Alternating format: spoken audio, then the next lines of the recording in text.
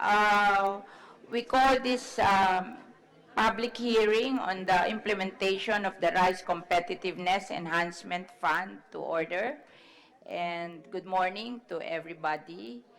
We wish to acknowledge the presence of Senator Amy Marcos, and then from the House of Representatives, Congressman Pimping Tejada, okay, and of course, from the Department of Agriculture, Secretary William Dar, uh, the Focal for Rice, Assistant Secretary Dr. Andrew Villacorta, okay, Chief Field Programs Operation Planning Division, Department of Agriculture, Engineer Christopher Morales, Agricultural Training Institute Director Alfredo Aton, Director of the Philippine Center for Post-Harvest Facility, uh, Mr.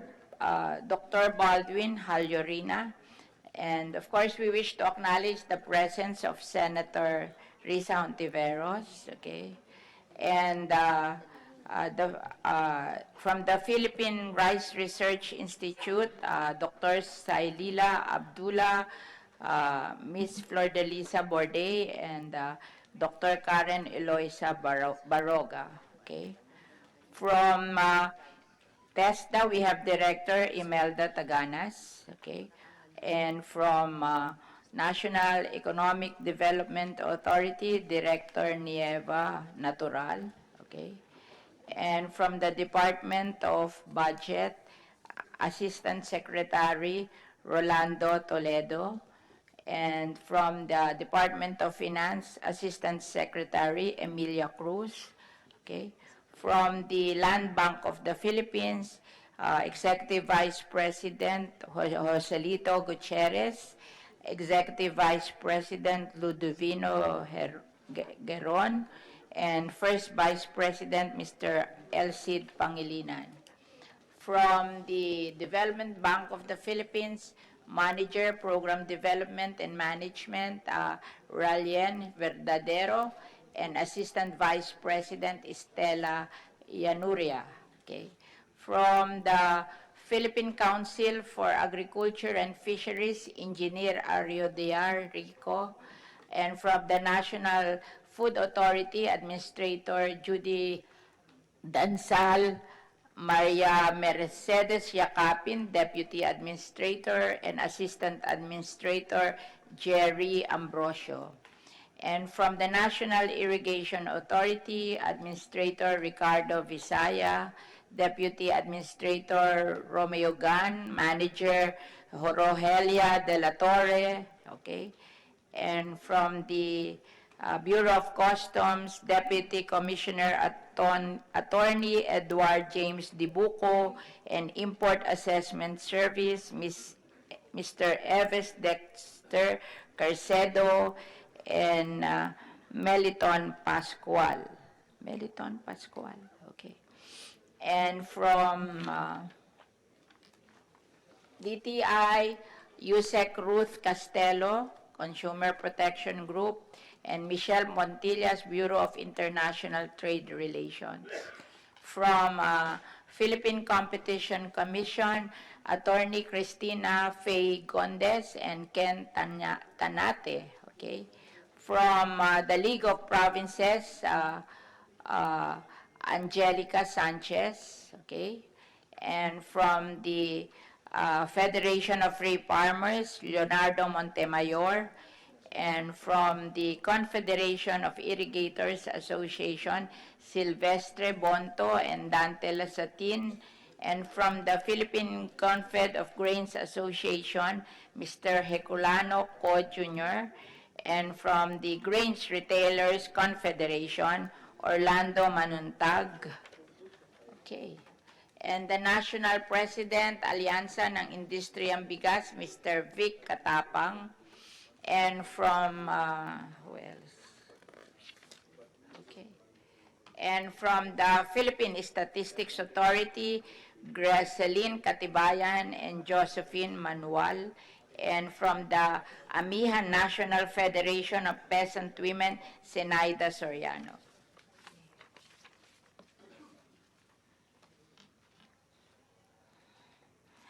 This is a public hearing jointly held by the Committee on Agriculture and Food, of which I am the chairperson, the Committee on Trade, Commerce, and Entrepreneurship, and the Committee on Finance.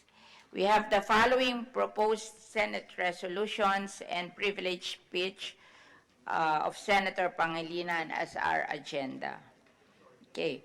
This is resolution number 36, authored by Senator Pangilinan, directing the Senate Committee on Agriculture and Food to conduct an inquiry in aid of legislation on the impact of Republic Act number 11203 or the Rice Tariffication Act on rice farmers and local rice industry.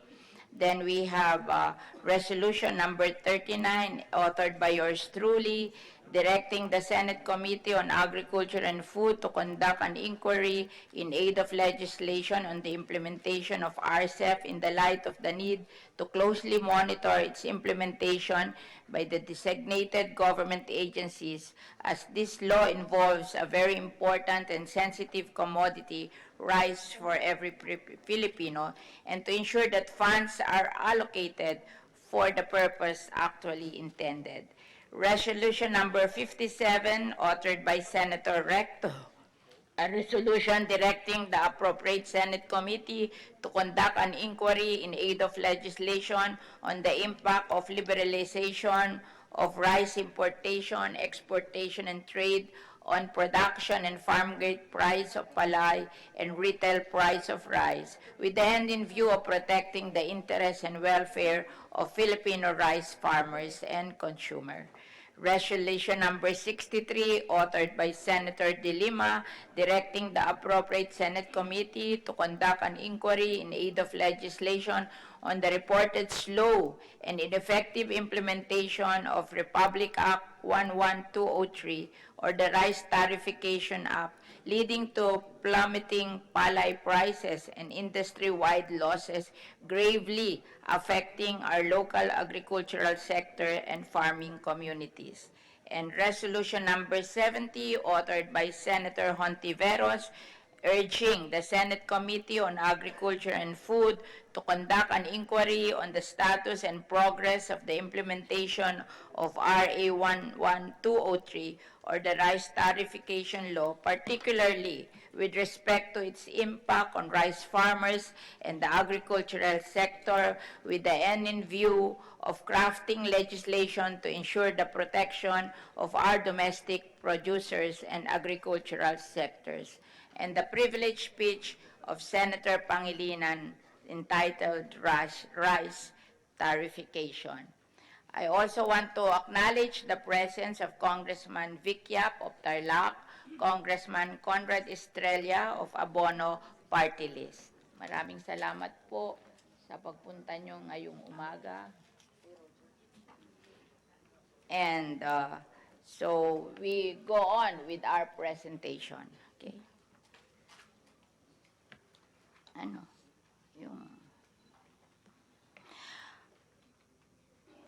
Our country became a WTO member in 1979. WTO has a membership of over 160 countries, representing 98% of world trade. WTO aims to ensure that trade flows as smoothly, freely, and predictably as possible, and without discrimination, by avoiding the use of preferential trade agreements. Free trade is achieved through the gradual reduction of tariffs and the provision of legal framework for negotiation of trade disputes, all to protect fair competition and economic development. In our case, our rice importation was regulated not by tariffs, but by quantitative restriction, or QR, on rice or quota, which started in 1995. The QR restricted a rice import to more than a specific amount each year, thus effectively limiting supply of imported rice, but in the process artificially raising rice prices and creating abnormally large profit that can be used for corruption and lobbying. Up until recently, when Congress removed the QR on rice through RA 11203 and replaced them with tariff. In 2005, following the WTO rules, the special treatment on rice expired. But before this expiration, our government secured an extension of this special treatment for 7 years up to 2012. Then another extension was secured in 2012 for 5 more years up to June 30, 2017. The reason given for this extension was to protect our farmers from the influx of cheap imported rice. As early as 2004, studies suggested that rice productivity could be improved through a vigorous program of intensified use of high-yielding rice varieties, irrigation, farm-to-market road, and encouraging growth of other non-rice crops. But as we can see now, we failed short in providing these ingredients. Rice is considered the single most politically important commodity in the country. It is grown in 1/3 of the country's cropland, or about 4 million hectares. The rice industry employs 3.5 million farmers and workers. Our importation policy before the enactment of RA 11203 was that the NFA imported 35% of the minimum access volume allocation, while the private sector imported the remaining 65% with 40% tariff when they apply for a letter of credit with the Land Bank. Our minimum access volume in 2000 was 119,460 metric tons. It increased to 134,396 metric tons in 2004 and increased finally to 350,000 metric tons before the quantitative restriction regime ended. The NFA also a tax expenditure subsidy applicable to import volume outside of the minimum access volume, a portion of which was allotted to the private sector.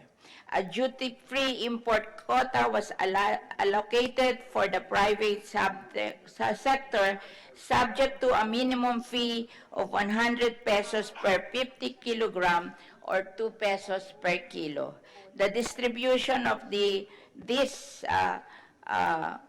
tax expenditure subsidy to the private sector was made through auction. In February of this year, fulfilling our overdue commitment to the World Trade Organization, Congress enacted Republic Act 11203, the law that ended the QR regime and established tariffication of rice imports. This law also established the Rice Competitiveness Enhancement Fund, which allocated at least 10 billion annually for the next 6 years, starting 2019 to 2025, to be used in strengthening the capacity of our farmers, making them competitive by funding their production needs. The Rice Competitiveness Enhancement Fund components are the following: farm mechanization, 50% or 5 billion to be implemented by PhilMec; propagation and dissemination of high-yielding inbred rice variety, 30% or 3 billion to be implemented by PhilRice; farmers training extension services, 10% or 1 billion, 700 million will go to TESDA, and 100 million each to ATI, PhilMec, and PhilRice for their training the trainers, and credit support through Land Bank and DBP, or 1 billion a year divided equally among the two banks. The Filipino farmers should become as competitive as the farmers from Thailand and Vietnam. The cost of producing palay in the Philippines is 12.72 per kilo of palay. Vietnam's cost is 6.22 per kilo of palay, and Thailand's cost is 8.86 per kilo of palay. RA 1203 took effect on March 5, 2019, and the following tariff shall apply on imported rice. 35% if imported from ASEAN, because that is our agreement with ASEAN. 40% if within the MAV, or 350,000 metric tons for imports coming from countries outside ASEAN, and 180% if above the MAV and from a non-ASEAN country. The objectives of the rice tariffication are the following: provide farmers protection with a 35% or higher tariff on imported rice, fulfill our international commitment, ensure the availability of rice at lower prices in the domestic market for the great majority of our population, and make domestic market function effectively and efficiently. RA 110203 mandates the designated agencies to do the following: come up with rice industry roadmap which the public can follow on whether the designated agencies in this law are doing their job to make this law a success. The DA, together with relevant government agencies, shall draw out a critical intervention to assist rice farmers. This rice industry roadmap is due on September 4. Okay? There shall be issuance of sanitary and phytosanitary import clearance for rice. The Bureau of Customs shall activate and use the National Single Window Program. It must work fast and seriously to address the problem of undervaluation of rice imports. The NFA shall buy from the local farmers for buffer stocking and disaster relief programs and emergency situations. And I hope they will sell to the local government for their needs, not at 37 pesos, but at 27 to 32. Kasi nagko-complain po yung local government kasi bumibili sila ng rice para sa kanilang prisoners, para sa kanilang hospital, para sa kanilang disaster, para sa kanilang food for work. Mas mahal daw ang benta nyo sa kanila kaysa yung benta nyo outside. Bakit ba naglagay kayo ng ganong resolution na kayo lang ang gumawa? Tanggalin nyo na yan, resolution na yan. Kasi naghahanap tayo ng buyer ng rice. Kaya, Administrator Dansal, tanggalin mo agad yan, resolution na yan. Sino ba may pakanaan yan? Gobyerno, pinagbebentahan nyo, minamahalan nyo? Ma'am, it was approved by the council. Kaya nga. Yes, ma'am. We At will in-approve be guided. yun. Yes, ma'am. Kala ko ba walang bibili ng rice, tapos ganyan ang ginagawa nyo. Ayusin nyo yan.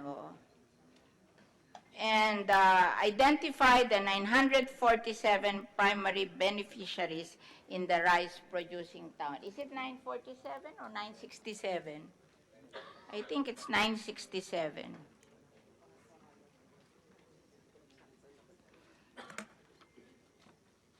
And how much does the NFA buy for a kilogram of palay now? Can the NFA answer that?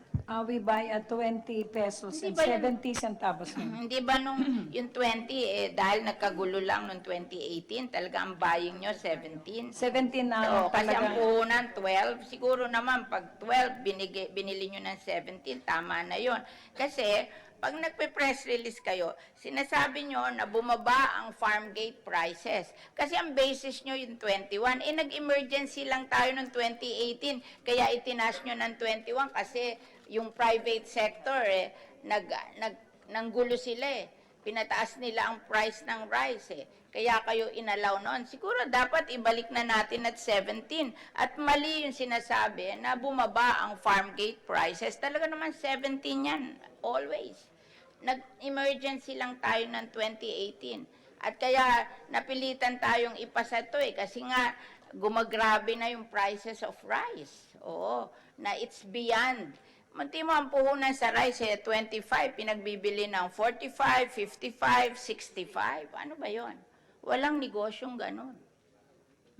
Kaya napilitan ng gobyerno gawin to kasi grabe na ang effect sa consumers Oo. And then yung mga rice farmers, consumer din yon. Kasi wala naman sila itinitira sa bahay nila para kainin nila for the year. They're forced to sell all their rice kasi mahirap sila and pagkatapos bibili din sila doon sa market na mahal. So sila rin, victim rin ng high prices of rice. Hindi lang yung consumer, pati yung mga rice farmer. Kaya siguro, baguhin natin to mga press release na to. Ano lang yan Nagkagulo lang nung the last part of 2018 Di ba tumaas ang inflation by 5.5%? Ngayon bumaba na ng 2.5 di ba? Kaya tigilan na yung mga press release na hindi daw bumababa ang price of rice. Bakit hindi bababa? Paano naging 2.5 ang inflation kung hindi bumaba ang price of rice? Ang majority ng kasama doon sa inflation rice is food. And rice is the most predominant of all. The NFA under RA 11203 is mandated to maintain food security in times and places of natural or man-made calamity, emergency, as well as the stabilization of staple rice cereal supply and prices as follows. To maintain a national buffer stock and procure palay solely from farmers. Okay. So, palay prices in 2019 are nearing the levels of prices in 2016 and 2017. The prices in 2018 were the result of abnormalities brought about by the NFA pronouncement. The same observation holds true for rice prices. Kasi I remember during that time, sinabi nila na wala daw silang buffer stock. Kaya nagpanik yung mga tao, namili ng rice, kaya tumaas ang presyo ng rice. Yung NFA, dapat sila yung nagme-maintain ng calm, sila nagsabi na wala silang rice. And yet, we give you 7 billion a year to buy rice from the rice farmers. And 7 billion is working capital. It's not a permanent investment. You buy and you sell. So, masama pa ba yung may 7 billion kayo na pinaiikot taon-taon, na hindi nyo naman binabalik sa gobyerno, palaging nasa inyo, at tapos the next year, bibigyan uli kayo ng 7 billion. If you're doing your job right, marami na kayong ipon. Kasi trading kayo imbis na marami daw ipon, maraming utang.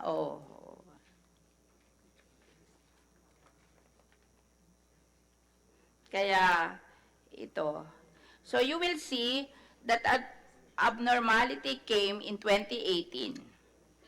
Pero, ngayon, bumabalik na yung level noong 2017 and 2016. Diba?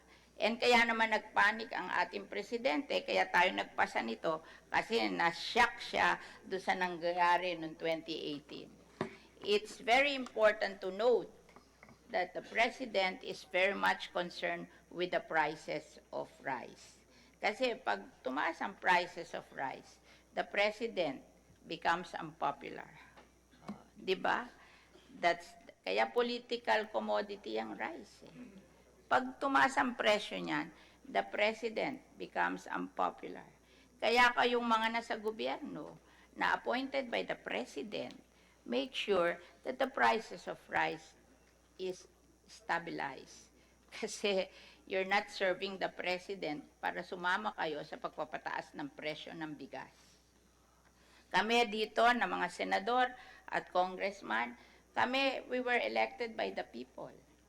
Uh, we, we, we, we support the president out of our own initiative. Pero kayo, appointed by the president kayo. 'Di ba? Dapat, pag magpipili kung sino magsusupport sa administration, kayo dapat yon, hindi kami. 'Di ba?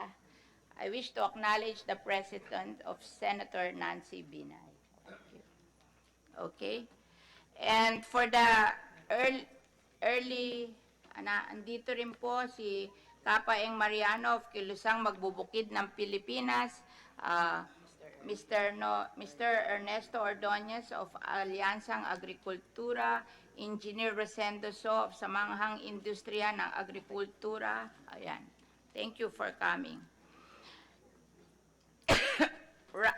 The early benefits of the new law is rice prices have gone down and the tariff revenues of the government, we have tariff revenues of the government which will all go to the Rice Competitiveness Enhancement Fund that have accumulated at least 6.5 billion as of July 2019.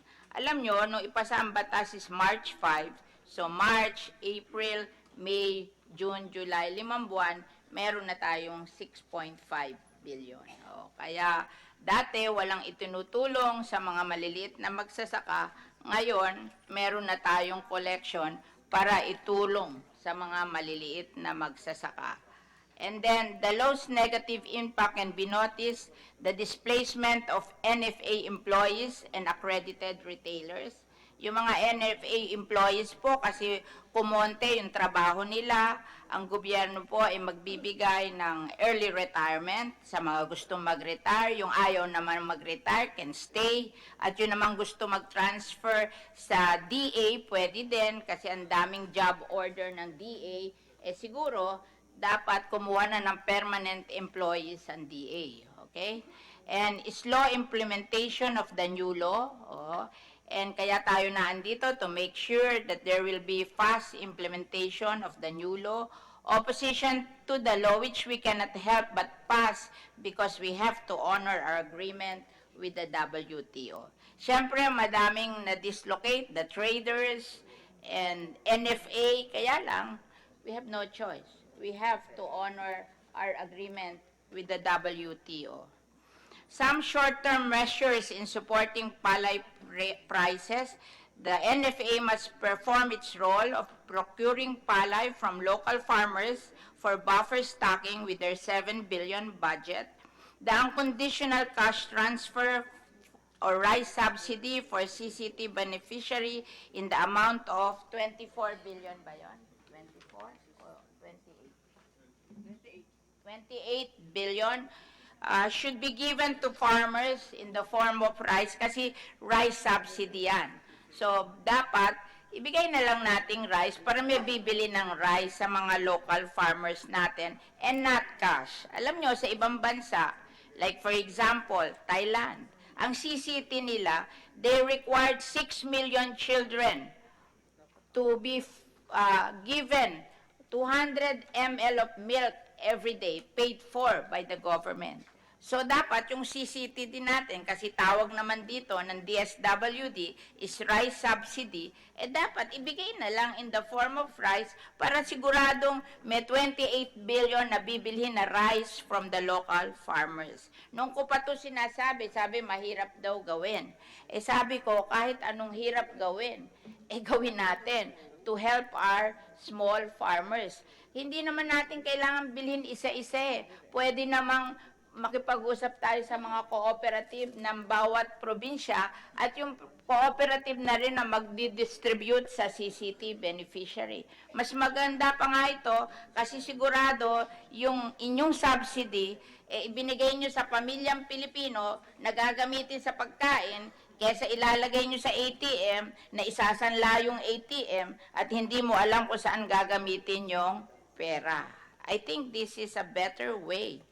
and facilitate the organization of small farmers into cooperatives or association to avail the benefits of the Rice Competitiveness Enhancement Fund.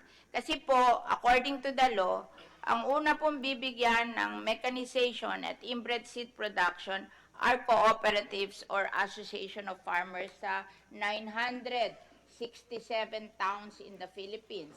Kung walang cooperative or association of farmers, then it will be given to the LGU. Kaya kung gusto ng ating mga farmers na diretso sa kanila, then they have to organize themselves into association and cooperative. Okay. And another milling and warehousing be given to selected agencies or to selected LGUs, primarily to the top rice-producing provinces and other interested provinces, and giving them access to credit to buy and improve the milling efficiency from 60% to 65%. Alam nyo, if you look at the list of rice-producing provinces, there are 50% of our rice are produced by 10 provinces. So kung iting 10 provinces na to will participate, then we solve 50% of the problem. They are Cagayan, Isabela, Nueva Ecija, Tarlac, Pangasinan, Camarines Sur, Iloilo, Negros Occidental, Leyte, and North Cotabato. 10 lang po, and they produce 50% of our rice production. So kung magpo-focus tayo na gusto natin isiguro yung 50%, 10 probinsya lang po to. And then the rest, kung gusto nila, ay pwede rin, di ba? Kasi minsan, yung success ng ating ginagawa will depend upon the initiative of the local government. So marami naman pong local government na gustong tumulong. And one of the reasons din na makakabuti sa atin with the expiration of the QR on rice is the tariff on livestock. Kasi po no in-extend natin yung QR on rice, ang ipinalit po ay ibinaba ang tariff sa livestock. And from 35% to 5% sa offal and 10% sa good meat. Ngayon na tinanggal sa atin ng QR, maybe we can demand that we get back the 35 tariff on livestock, which will benefit our livestock industry kasi sila po ay ang volume nila is 280 billion a year. And they comprise 33% of all the farmers in the Philippines. So, 33%. Kasi 50% po ang crops, 33% livestock, and 15% po yung fisheries. Okay? So, ito po ang pwede nating in-demand na ibalik sa atin kasi nag-expire na yung QR on rice. So, I will now call on Secretary Dar to speak kasi meron yata siyang meeting sa board ng Land Bank na kailangan tumulong para magpautang sa mga farmer. Kasi ang Land Bank, imbis na asikasuhin yung mga farmer, naging parang universal bank na inaasikaso yung kanilang mga big borrowers. So ngayon, babalik sila para asikasuhin ang ating mga farmers. May we now recognize Secretary Dar. Maraming salamat po, Honorable Cynthia Villar, Senator Villar, Chair of the Committee on Agriculture and Food, Senator Amy Marcos, Senator Risa Hontiveros, Senator Maria Lourdes Nancy Binay, Representative Conrado Estrella III, Representative Jose Tejada of North Cotabato, Representative Victoria of Tarlac, at sa lahat po ng kawani ng gobyerno, mga stakeholders of the rice industry, farmer leaders, and uh, guests who are here. Maraming salamat po sa inyong lahat. Magandang umaga po. Madam Chair, this hearing, I believe, is most relevant and responsive to the needs of our times. Slow growth, meager income, the complexities brought about by climate change, and now the new law that is being implemented. These are among the challenges, but if these challenges are turned opportunities, this will be for the benefit of the rice farmers. What we need most right now is optimism, a fresh frame of mind of what I call new thinking that enables us to collectively rise above any situation and transform Philippine agriculture into a sector that is stronger, resilient, and more productive. In this age of new thinking, we envision a food-secure Philippines with prosperous farmers and fisherfolk. Kasabay ng pagbabago ng pagtingin, isinilang din natin sina ani at kita. Masaganang ani at mataas na kita para sa maliliit na magsasaka at mangingisda.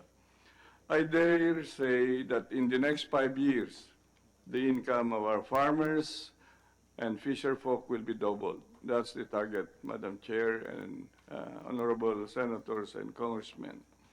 Madam Chair, lubos akong nagpapasalamat na kami ay binigyan ngayon ng pagkakataon upang maipaliwanag ang mga hakbang na sinagawa ng aming kagawaran ng pagsasaka patungkol sa isa pinag-uusapang isyu ngayon, ang batas patungkol sa rice Tariffication at saka yung Rice Competitiveness Enhancement Fund. Ang batas na ito ay napakaganda para sa ating magsasaka sapagkat kukolekta po tayo ng buwis sa bigas ng mga banyaga at ang buwis na ito ay ating ibibigay sa ating mga magsasaka. I submit that the Rice Tariffication Law institutionalizes a program to modernize and industrialize the country's rice sector.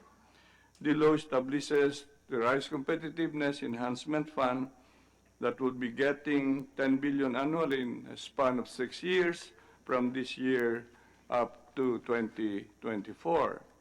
Madam Chair, I'm also aware of some concerns on the implementation.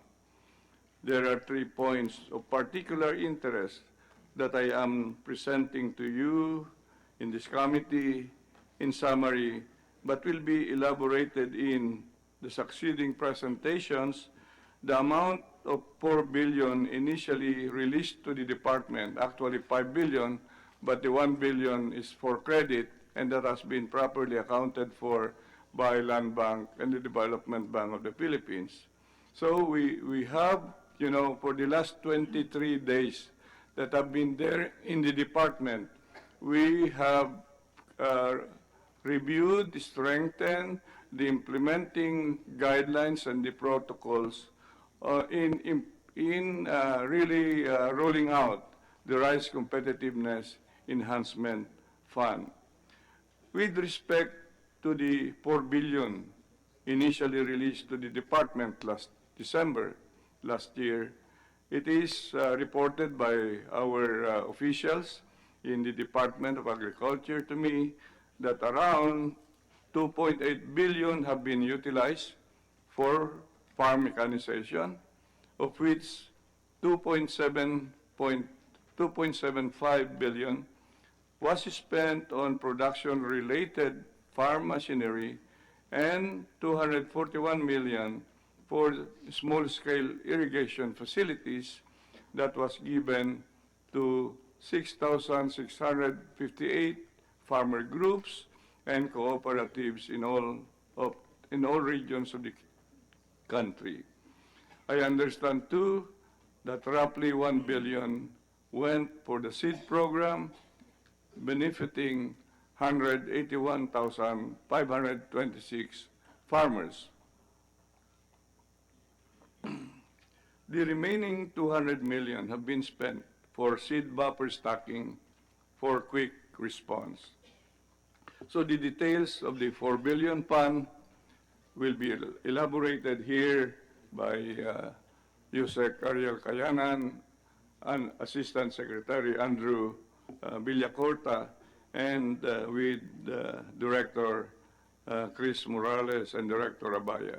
They are the team in the Department of Agriculture that has managed the 4 billion pesos that have been released.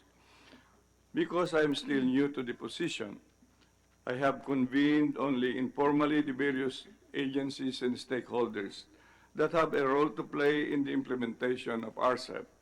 We have to fast-track the rollout of RCEP program, especially as we now enter the next cropping season, and in full alignment to our new thinking of bringing the small farmers in the journey to prosperity. I have likewise ordered the updating of the farm registry system in order to have a more accurate listing of beneficiaries that we can monitor. I've also asked for an accelerated timeline of implementation by PhilRice and PhilMec, as well as the Agricultural Training Institute, and requested them to link up with TESDA for a more efficient collaboration. I am of the belief that the 30-day buffer stock of NFA is not enough. We have to increase the buffer stock from 30 days to 90 days. We will provide the traders, cooperatives, local government units, and other stakeholders a new inventory financing program from Land Bank at 2% interest, provided they will buy directly from farmers at 17 pesos per kilo of palay. In this way, we are hitting 3 birds with 1 stroke. We keep the price of palay at 17 pesos per kilo. We solve the problems of food security related to rice, and we address the concerns of over-rice speculation. If we have a bigger buffer stock, we are stabilizing the supply of rice, and we are preventing speculative activities. Let me reiterate, I am on my 23rd day as your servant leader in agriculture. I'm still trying to feel my way, but rest assured that I have the men and women in the Department of Agriculture with me, the people currently implementing the law. My marching order to them, just do it, but tell me the truth. Marami pong salamat. Maraming salamat po, Secretary Dar. I just want to report that we went through the distribution of machineries and irrigation pump and seeds from what you submitted to us. And the result is you distributed to 517 towns for a cost of 2.7 billion. Yung binigay pong 4 billion na dapat sa RCEF, ginasta nyo sa inyong rice program and ginamit nyo sa pag-distribute ng machines to 517 towns at a cost of 2.7 billion. And irrigation pump to 16 towns. Parang ang average cost is nung machine per town is more than 6 million. And then you distributed irrigation pump to 16 towns at a cost of 273 million at 17 million each. Okay? And the seeds to 2 regions, Region 11 and Caraga at a cost of 1B. So this is our findings with your report. Please make your report better because parang hindi ka panipaniwala na 2 regions, 1B. Oo. Hindi naman siguro kayo magdi-distribute ng seeds na 500 million per region. Oo. And irrigation pump, bakit nyo pinili yung 16 towns at a cost of 273 million? Ito ay binigay sa Caraga, Region 4A at Region 8. And yung machine is dinistribute nyo sa 517 towns na iniwan nyo yung Region 3, the biggest producer of rice in the Philippines, Tarlac and Nueva Ecija. Iniwan din yung Region 6, the biggest producer of rice in the Visayas, Iloilo, and Negros Occidental. Hindi kayo nagbigay ng machinery sa Region 7, 0. And then, iniwan din yung Region 11, 0 din. Siguro hindi matutuwa sa inyo ang presidente. Iniwan nyo yung kanyang region. Okay, yun lang yung binasa ko yung mga report nyo. Iyan ang lumabas. So, siguro ika-clarify natin yan. Tapos, alam ko may 7 billion kayong rice program. Dapat yun ang ginamit nyo, pero ginamit nyo yung 4 billion ng RCEP. Sabi ko sa inyo, ibalik nyo sa RCEP yon. Sabi nyo, hindi nyo na daw maibabalik kasi nagamit nyo na. Wala naman ditong ibinigay kung saan dinala yung 7 billion. Ang ibinigay nyo lang ay yung pinagdalhan nyo ng 4B. Baka mamaya yung pinagdalhan ng 7B at 4B pareho. Oo, kaya ibigay nyo kung saan nyo dinala yung 7B. Kung hindi nyo pa nagagasta, ibalik nyo na sa RCEP para maipamigay namin. Okay? Madam Chair, can I request the program managers to please explain? Can I now request for leave? Magandang umaga po, Madam Chair, Senator Cynthia Villar, to Honorable Senators and Honorable Representatives. Please, with your permission, please allow me to read an opening statement para ho mas maintindihan ho natin po yung buong kwento po ng 5 billion on program funds. Billion na Yes, account sa yes, Land yes, Bank ma'am. and DBP. Di ba? Nandito ba yung Land Bank at DBP? Nasaan? O sabi, nasa inyo daw yung 1B. So, we are accounting for the 4B. Oo. Yes, ma'am. Okay. On November 20, 2018, the Department of Agriculture, through the Budget Division, received an information from the Department of Budget and Management regarding unavailable and program funds amounting to 5 billion, which can be utilized by DA for its programs intended to rise, wholly or partially, depending on needed additional interventions. The condition set by DBM was to use the funds for rice program and must be obligated by December 31st, 2018. On November 20, then Secretary Piñol, through the DA Operations Office, instructed the regional field offices to submit their proposals which can be obligated within the set period.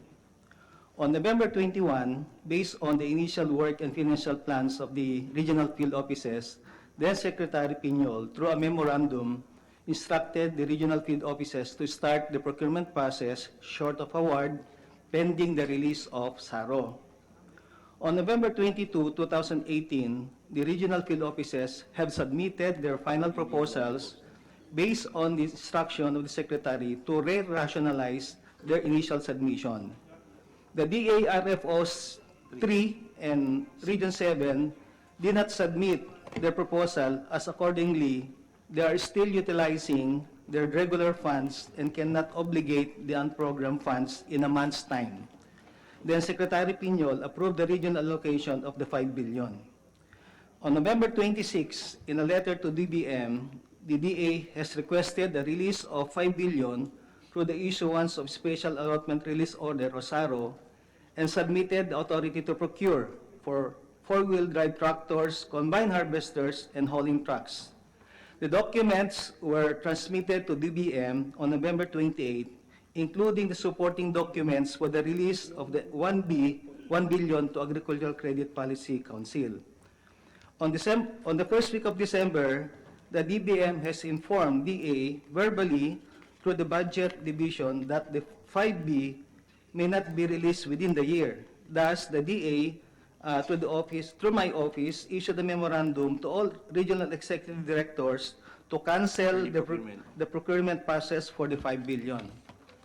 Come January 4, 2019, DA unexpectedly received a SARO dated on December 28, 2018, amounting to 5 billion, released directly to ACPC and the regional field offices.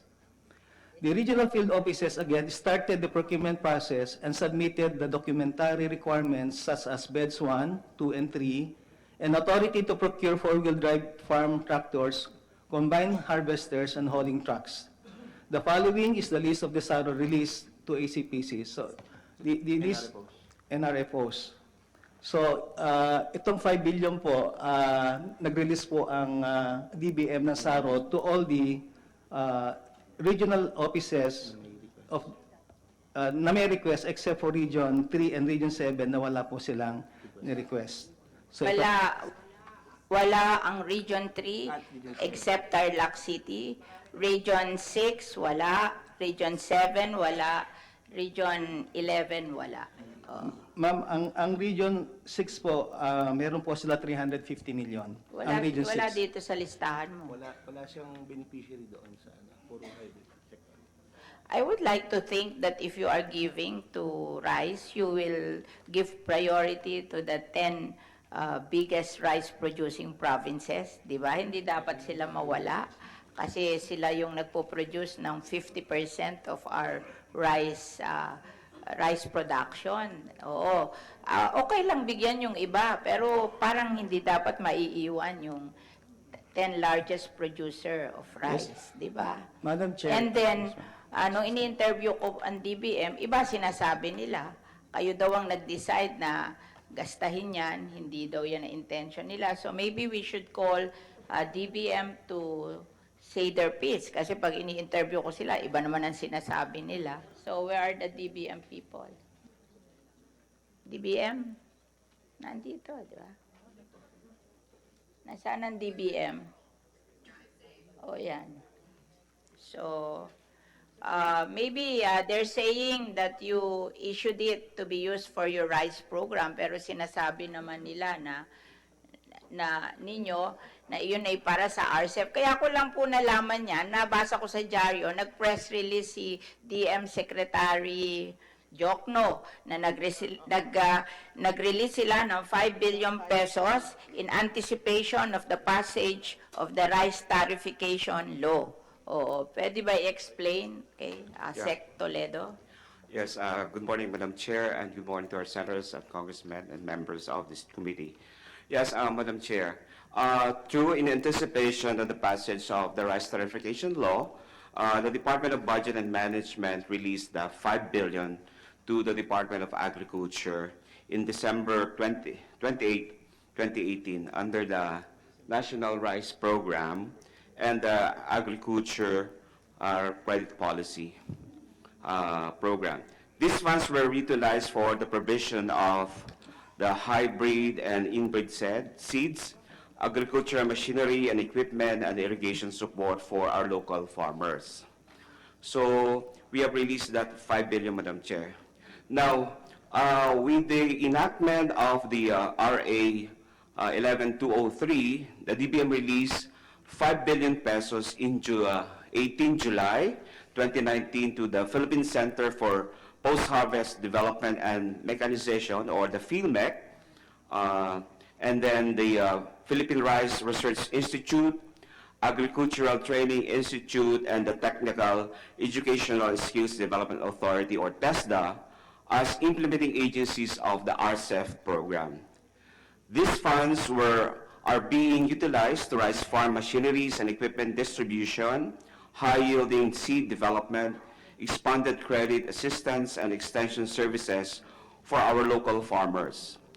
Now, Madam Chair, in addition, the unobligated allotment portion of the December 2018 issued or released worth 1 billion pesos was transferred in April 26, 2019 from the DA to the Land Bank of the Philippines and the Development Bank of the Philippines for the Expanded Rice Credit Assistance, or the ERCA, under the RCEP. The 4 billion nagasta na nila. Yes, Madam Chair. Yun So, po yung... yan ang contention na nawala yung 4 billion na gasta nila do sa rice program nila. I was telling them na bakit hindi nyo isauli at gamitin nyo na lang yung rice program nyo. Sabi nila, nagamit na din daw nila yung rice program nila. Pero parang hindi totoo kasi alam ko na pasang budget. Ano ba? May. Oo. Oo. So, meron pa silang pera do sa rice program nila kasi August lang ngayon eh. Hindi naman siguro nila na-release yung 7 billion nila. Pero ayaw nila ibalik kasi sabi nila, nagasta na din daw yung 7 billion. Oo. So, I was suggesting to them na itong ginawa nila sa 4 billion, ilipat nila do sa rice program nila, tapos ibalik nila sa RCEF yung 4 billion. Pero sabi nila, nagasta na daw nila both, kaya hindi na nila maibabalik. What do you think? Yes, Madam Chair, because that was already released in 2018 and there are already obligations incurred by the Department of Agriculture in the implementation of those programs. So talagang na-utilize na po yung allotment po, Madam Chair, at na-obligate na po nila. And there's already a contract or... Yun yung budget na napasa ng May, di ba? 2019, naubos na? 2018. Hindi, I was telling them yung budget nila ngayon sa That- 7B, 2000, ang ibigay nila sa RCEP. Kasi ginasta nila yung RCEP, di ba? Oh, sabi nyo, hindi nyo daw kayang ibalik kasi na-i-allocate na daw. Parang May lang napasa, na-allocate ng lahat. Yun lang naman ang inaano namin naibalik nila sa RCEF kasi pwede naman nila to dalhin sa kanilang rice program, di ba? May rice program silang 7B.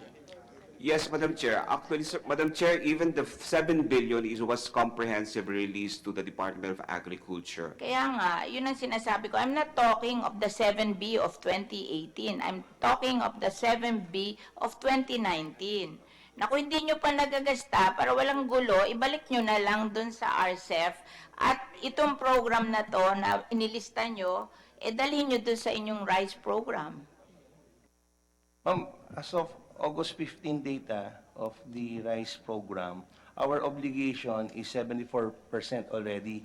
The production support, it's 84%, extension support services, 70%, R&D, 56%, agriculture, machinery, equipment, and facilities and infrastructure is 81%, and irrigation network service, it's 73%. Wala kayong pinakitang ganyan sa amin. Hinihingi ko yan kasi nagbibigay kayo ng listahan baka yung listahan dito, listahan din doon. Oo. Gusto namin makita sana, kasi kung hindi pa nila nagagasta, di balik na lang sa RCEF, di ba? Tapos ito, dalhin sa rice program. Para wala tayong gulo. Kasi ito, parang para yan sa mga farmers. Although meron ako sinasabi na kung binigay sa mga rice producing town, yun na yung RCEF for the year. Pero we have to clarify. I'm not asking you to give up yung 2018, tapos na yun, yung 2019 budget nyo. Baka naman nakalista lang pero hindi nyo pa nagagasta. Ibigay nyo na lang sa RCEF para wala tayong gulo. Yes, but as Director Chris Morales had mentioned, yung 2019, nasa level of 75% na po ang obligation namin. Yung 2019 po na regular funds. Yung 2018 na Talking of 2018, we're talking yes, of ma'am. 2000. Yes, Madam Chair. We are talking of the 2019. Nasa almost 75% That's na the po 7 billion po, ma'am, 7 billion. Talagang in good faith kayo. Alam nyo na nagkamali kayo, hinahanap yung 4B.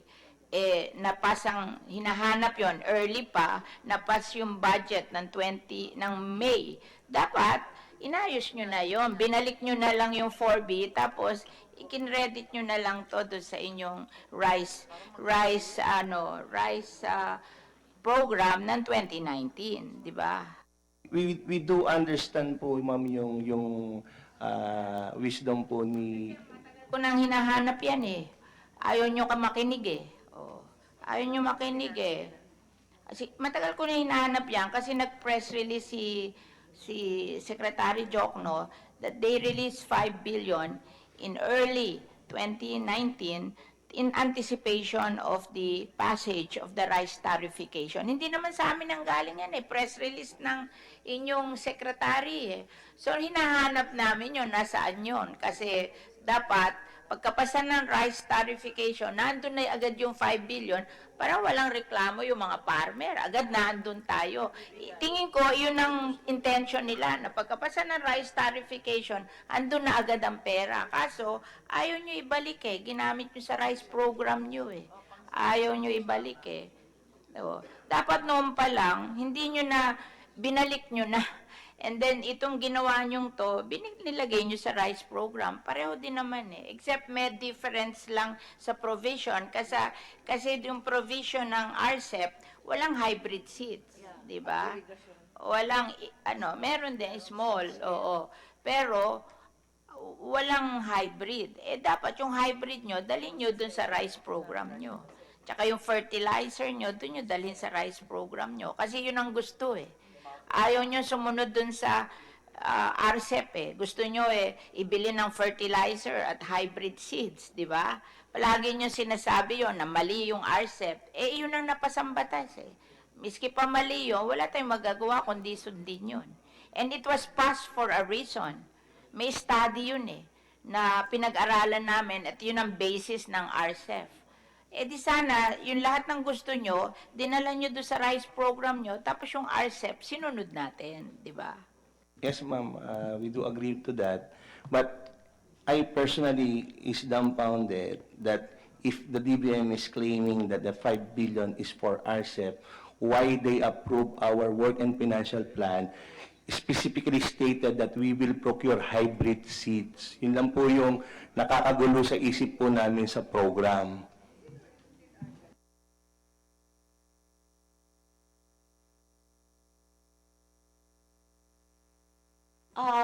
Ang sinasabi po ninyo, Engineer Morales, with all due respect to the chairwoman, nagdududa kayo na yung 4 billion o 5 billion na rinelease, RCEP. No, Hindi not- siya RCEP, kundi the regular In our rice, thinking, yes po, ma'am. rice program Yes, ma'am. of the DA. Opo.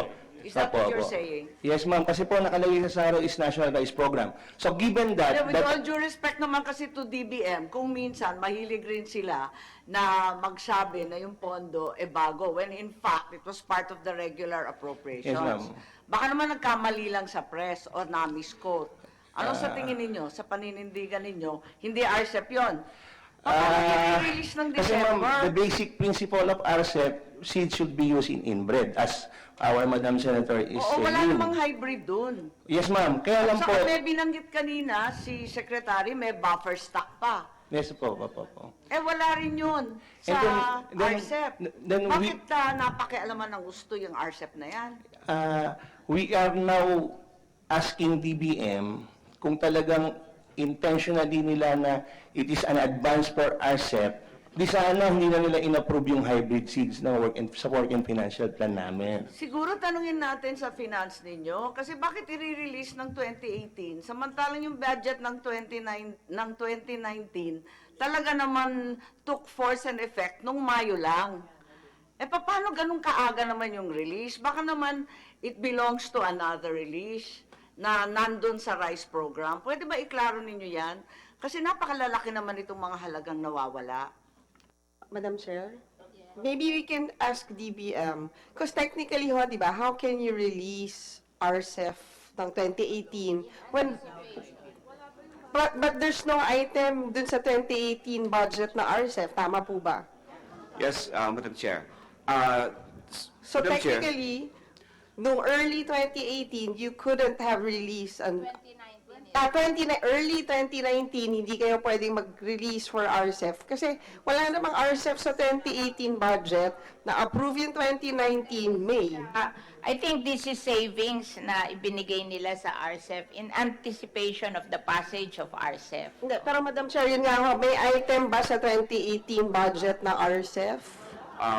Madam Chair, wala pong item for the RCEP, but we have the, as I mentioned earlier, we released that for the National Rice Program and the Agriculture Credit Program. So, Because it is in anticipation for the RCEP passage and But- Tariffication law Yes, to but- support the farmers. Hindi, but Asik Toledo, technically, lumalabas ho ngayon, wala pa kayong binibigay for RCEF. Meron na ngayon. Ngayon for 2019. Yes. Madam Chair, may DBM Bigay ba kasi, ito? to clarify, nagbigay sila ngayon ng 5 billion for RCEP. Tapos sinasabi nila na yun na ang last na ibibigay because nabigay na nung early 2019 yung 5 billion na ginamat ng DA for some other Hindi, purposes. pero Madam Chair, lumalabas ho na kung tutuusin, kulang ng 5B because the initial 5B that you gave was for the National Rice Program and not for RCEF.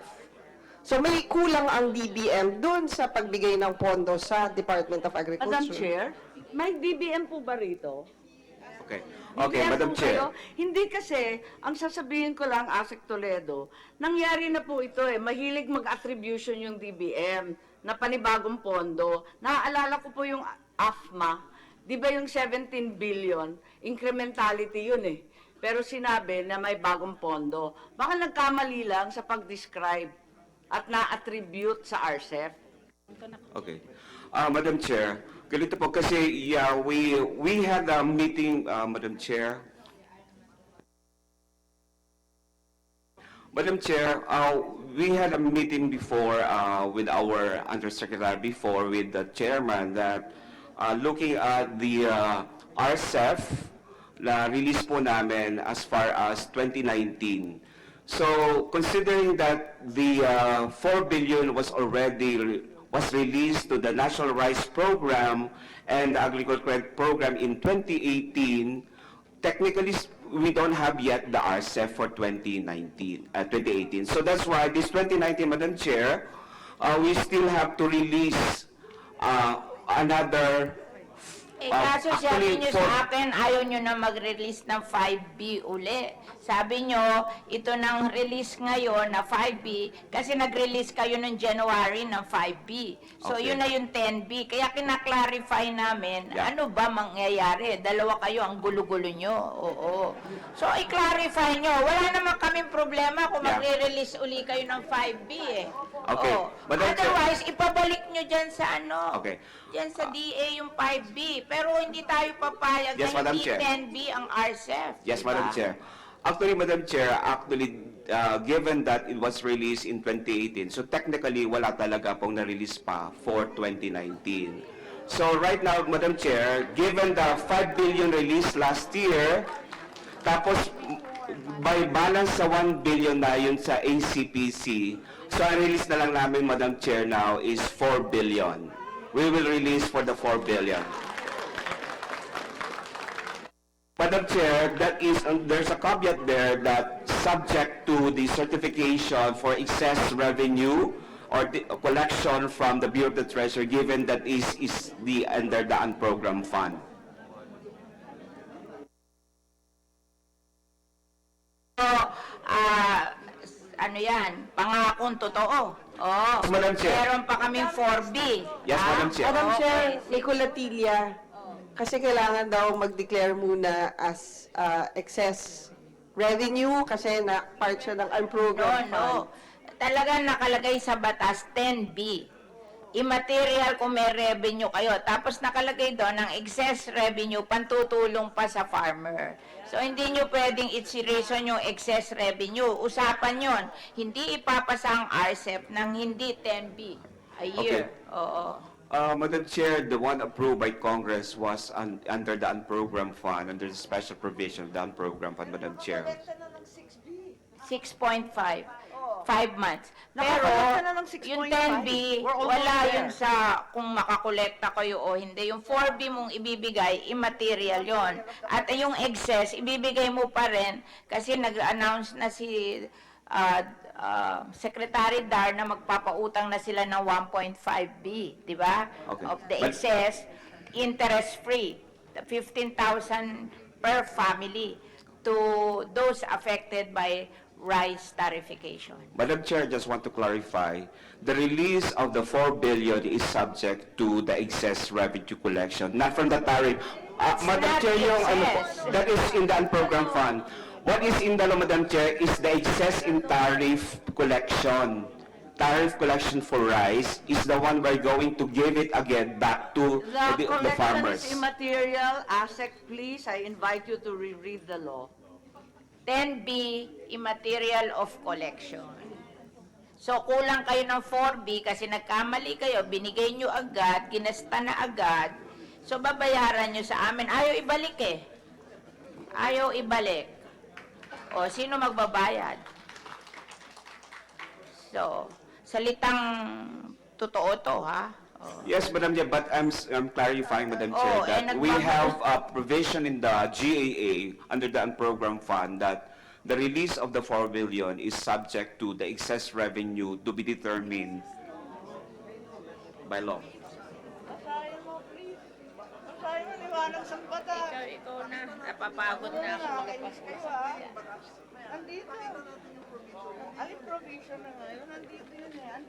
Usapan yun eh. Kayo, binigay nyo sa DA. Eh, yung DA, pag nakakita ng pera yan, nababaliw yan eh. Oh.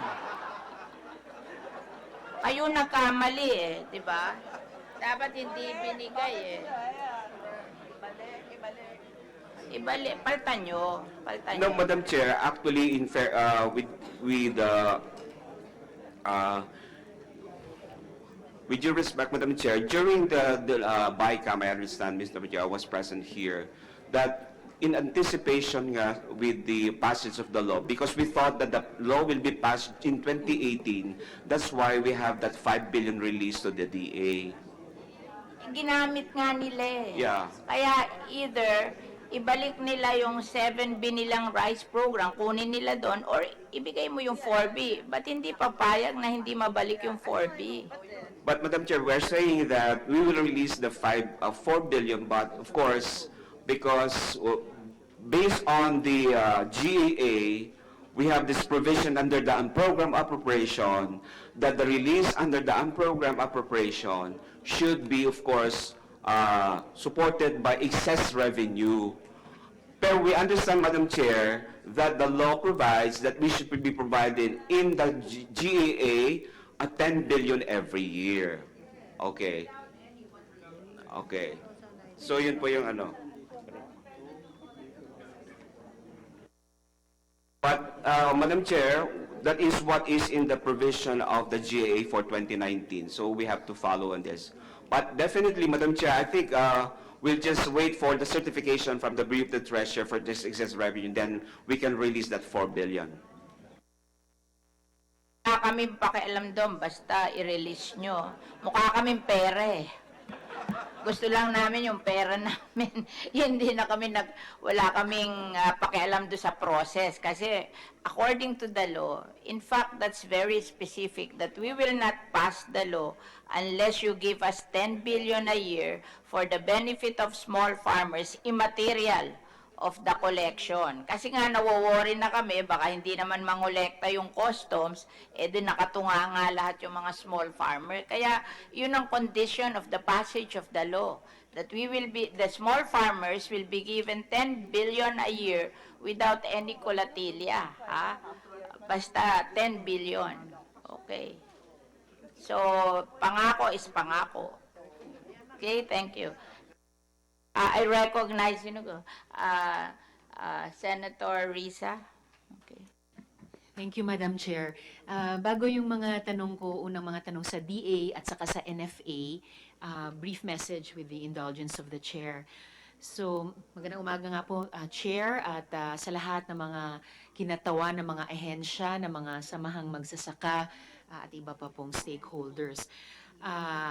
Una po pakipaabot ng mga kasama sa DA yung pagbati ko kay Secretary Dar sa kanilang appointment bilang bagong kalihim ng departamento. I wish him all the best.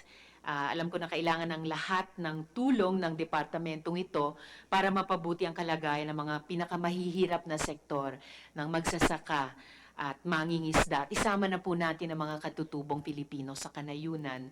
At sa pangkalahatan, ang makabawi ang performance ng sektor ng agrikultura kung saan napakaraming pamilya ang umaasa, yung nasa bingit ng kahirapan, dagdag na 42,000 households, napakaraming pamilyang umaasa bilang pangunahing pinagkukunan ng kabuhayan. Isa sa layunin ng Rice Tariffication Law, gala ng sinabi ni Chair, ay tanggalin ang quantitative restrictions at ibukas ang merkado sa pribadong sektor upang makapag-angkat ng bigas at magkaroon ng supply ng mas murang bigas sa pamilihan para sa ating mga mamimili.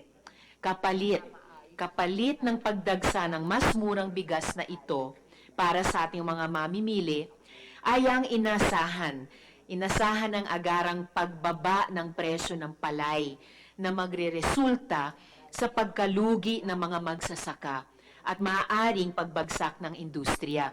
So yun po, bukod sa displacement of NFA employees, slow implementation at opposition to the law, isang malinaw at konkretong negatibong impact yung decline in farm gate prices resulting in billions of losses in the rice industry, impact po sa maliliit na magsasaka. Dalawang bagay din ang layunin ng batas, maging competitive ang ating magsasaka sa pamamagitan ng RCEF 10 billion peso fund at magkaroon ng dagdag na safety nets sa pamamagitan ng pagbibigay ng financial assistance para sa mga pinakamaliliit na magsasaka, magpatuloy man sila o hindi sa pagtatanim ng palay, mag-diversify man o maghanap ng ibang kabuhayan. Simula nang maimplementa ang rice law, bumagsak ang presyo ng palay at nalugi ang mga magbibigas. Dalawang punto, Madam Chair, ang gusto kong malinawan sa hearing na ito. Una, mabilis at sapat na tulong sa ating mga naluluging magsasaka, lalo na ngayon na parating na naman ang anihan, susunod na buwan lamang. Ang mga kailangan, pangalawa, ang mga kailangang palakasin na probisyon sa batas upang masiguro na makabangon at mapalakas ang industriya. Naglaan ang batas ng 10 billion pondo para sa RCEF sa unang taon ng implementasyon, kinapos na ito para sa agarang pagsalo sa inaasahang pagbagsak ng mga presyo at pagkalugi. 5 buwan mula maipasa ito noong Marso, halos wala pang programang nasimulang maimplementa. 4 na buwan na lamang at tapos na ang 2019. Ang mga ahensya ay naghahanda pa para ma-roll out ang mga programa. Kailan pa makakarating ang tulong sa ilalim ng batas? Inaasahan ko po, Madam Chair, na sa pamamagitan ng hearing na ito ng Senado ay may maaasahan ang mga magsasaka para sa kailangang kagyat na ayuda. Mahabang naging diskusyon noon para sa pangangailangan ng safety nets sa forma ng decoupled payments o direct financial assistance o unconditional cash transfer upang maibsan ng ilang bahagi ang tinatansya at inaasahang agarang pagkalugi. Natatandaan ko po, Madam Chair, na gumawa ang aking opisina ng pag-aaral tungkol sa maaaring maging epekto sa paglala ng kahirapan sa kanayunan sakaling wala o kapos ang ayuda, financial assistance o unconditional cash transfer. Bagamat nailagay ang safety net na direct financial assistance, kapos ang probisyon na ito sa kasalukuyang rice law sapagkat naiipit ng batas ang paglabas ng pondo mula sa taripang kailangang lumagpas muna sa 10 billion at i-appropriate muna namin sa Kongreso bago magamit at mapakinabangan ng magsasaka.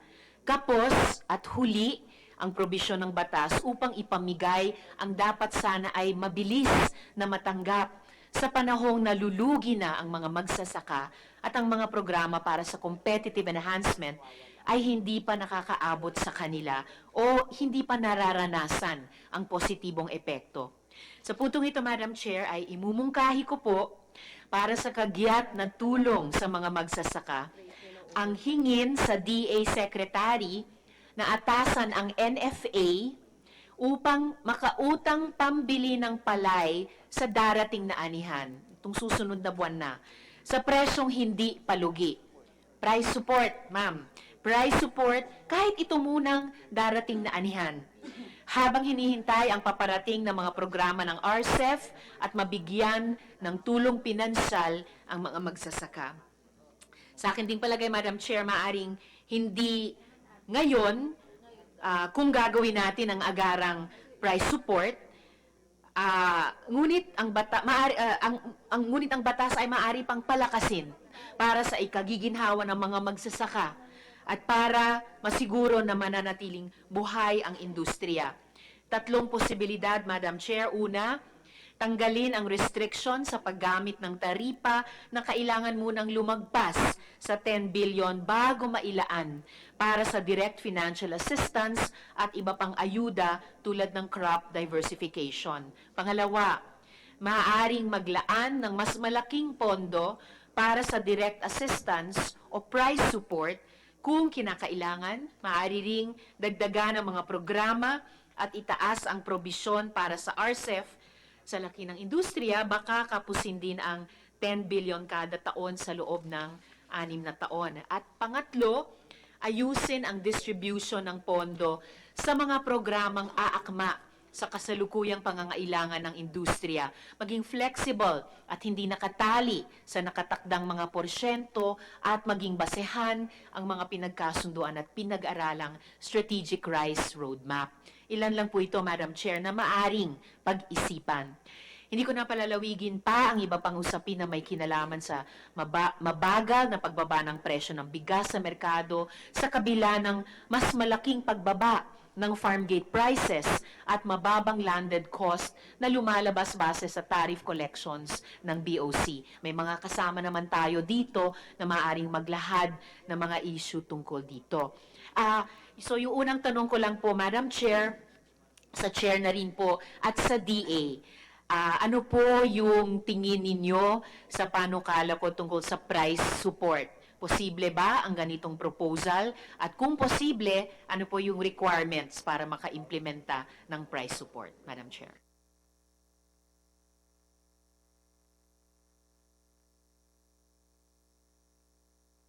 Yusek Vicera.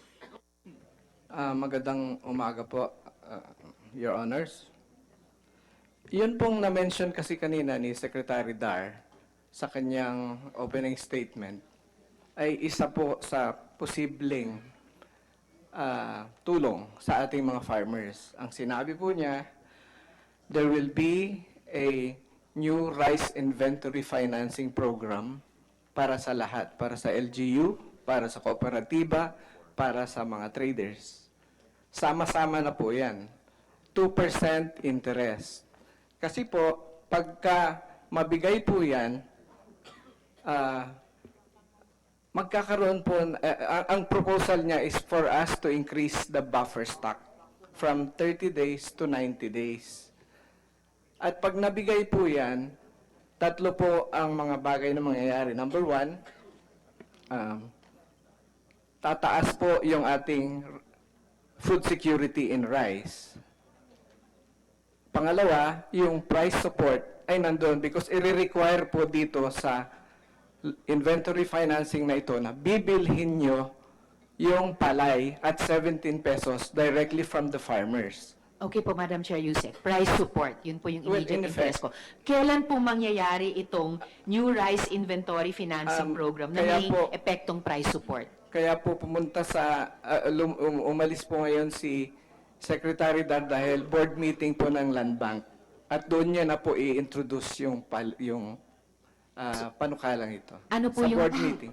Yes, ano po yung time frame nyo sa makapagkasundo sa Land Bank na maisasagawa itong new rice inventory financing program at kailan mangyayari yung epektong price support? Kasi po, August, ano na ngayon, 28? Yes. Sa 4 na araw po, Setyembre na anihan na. Anihan At na. doon po naka-frame yung panukala kung price support sa ating mga naluluging magsasaka. In effect po, pagka ito ay naaprubahan ng board ng Land Bank, it will be a ready program. Kasi ready pong... Teka lang po, sorry. Yes, ma'am. Ipagpaumanin ko lang po at kung papayagan ako ni Senator Risa, Yusek Becerra, pwede po natin tanungin kay Administrator Judy Dansal ng NFA, yung tinatanong po ni Senator Risa, sapagkat kasama po kami nung pumunta sa mga nasalanta ng bagyo doon sa Ilocos Norte at ipinangako ng NFA na sa wakas, bibili na po sila ng palay. Dahil pagkatagal-tagal po namin nag-iintay, bumabagsak ang presyo, at tulad nga ng sinabi, meron pa utang. Pero meron din bibilin mga emergency procurement sa ilalim ng NFA na may kabilang 7 billion rin. Maari po bang magtanong kung papayagan po ako ni Madam Chair at saka ng aking kasama sa Senado si Senator Risa po? Admin Dansal po. Bibili po ba kayo sa wakas? Kasi pagkatagal-tagal na namin nag-iintay. Good morning, Madam Chair and all the members who are present today. Ang nabili na po ng NFA magmula po noong January to August is already 293,000 metric tons, ma'am, at ang equivalent cost niya is 6 billion pesos na. So, ang na-advance lang na nabigay pa ng DVM sa NFA is 3.5 billion. Ba't hindi mo ipagbili para mabumalik? Ma'am, we are ongoing processing na po yung milling ng palay para Kasi ang problema nyo you're supposed to mag-buy and sell para to stabilize the price of rice. Ginagawa pa kasama namin, kayo ma'am. doon sa magulo kaya nga nagkaganito tayo Baguhin nyo na yung ugali nyo yan kasi alam mo, lahat ng tao, sinisisi na kayo Alam mo, pag pumupunta ako sa probinsya, tatanong ka, binilan ba kayo ng NFA? Hindi po, kasi po, mataas daw ang moisture content namin. Palagi na lang reason yung mataas ang moisture content. Sabi ni President, kahit daw mataas ang moisture content, bilhin nyo ng lahat, kahit basa ang palay. Kasi kung talagang ang gusto nyo, tulungan ng mga farmer, huwag kayo magre-reason ng ganyan. Kaya lang kayo na andyan para tulungan ng farmers parang iba tinutulungan nyo, hindi farmers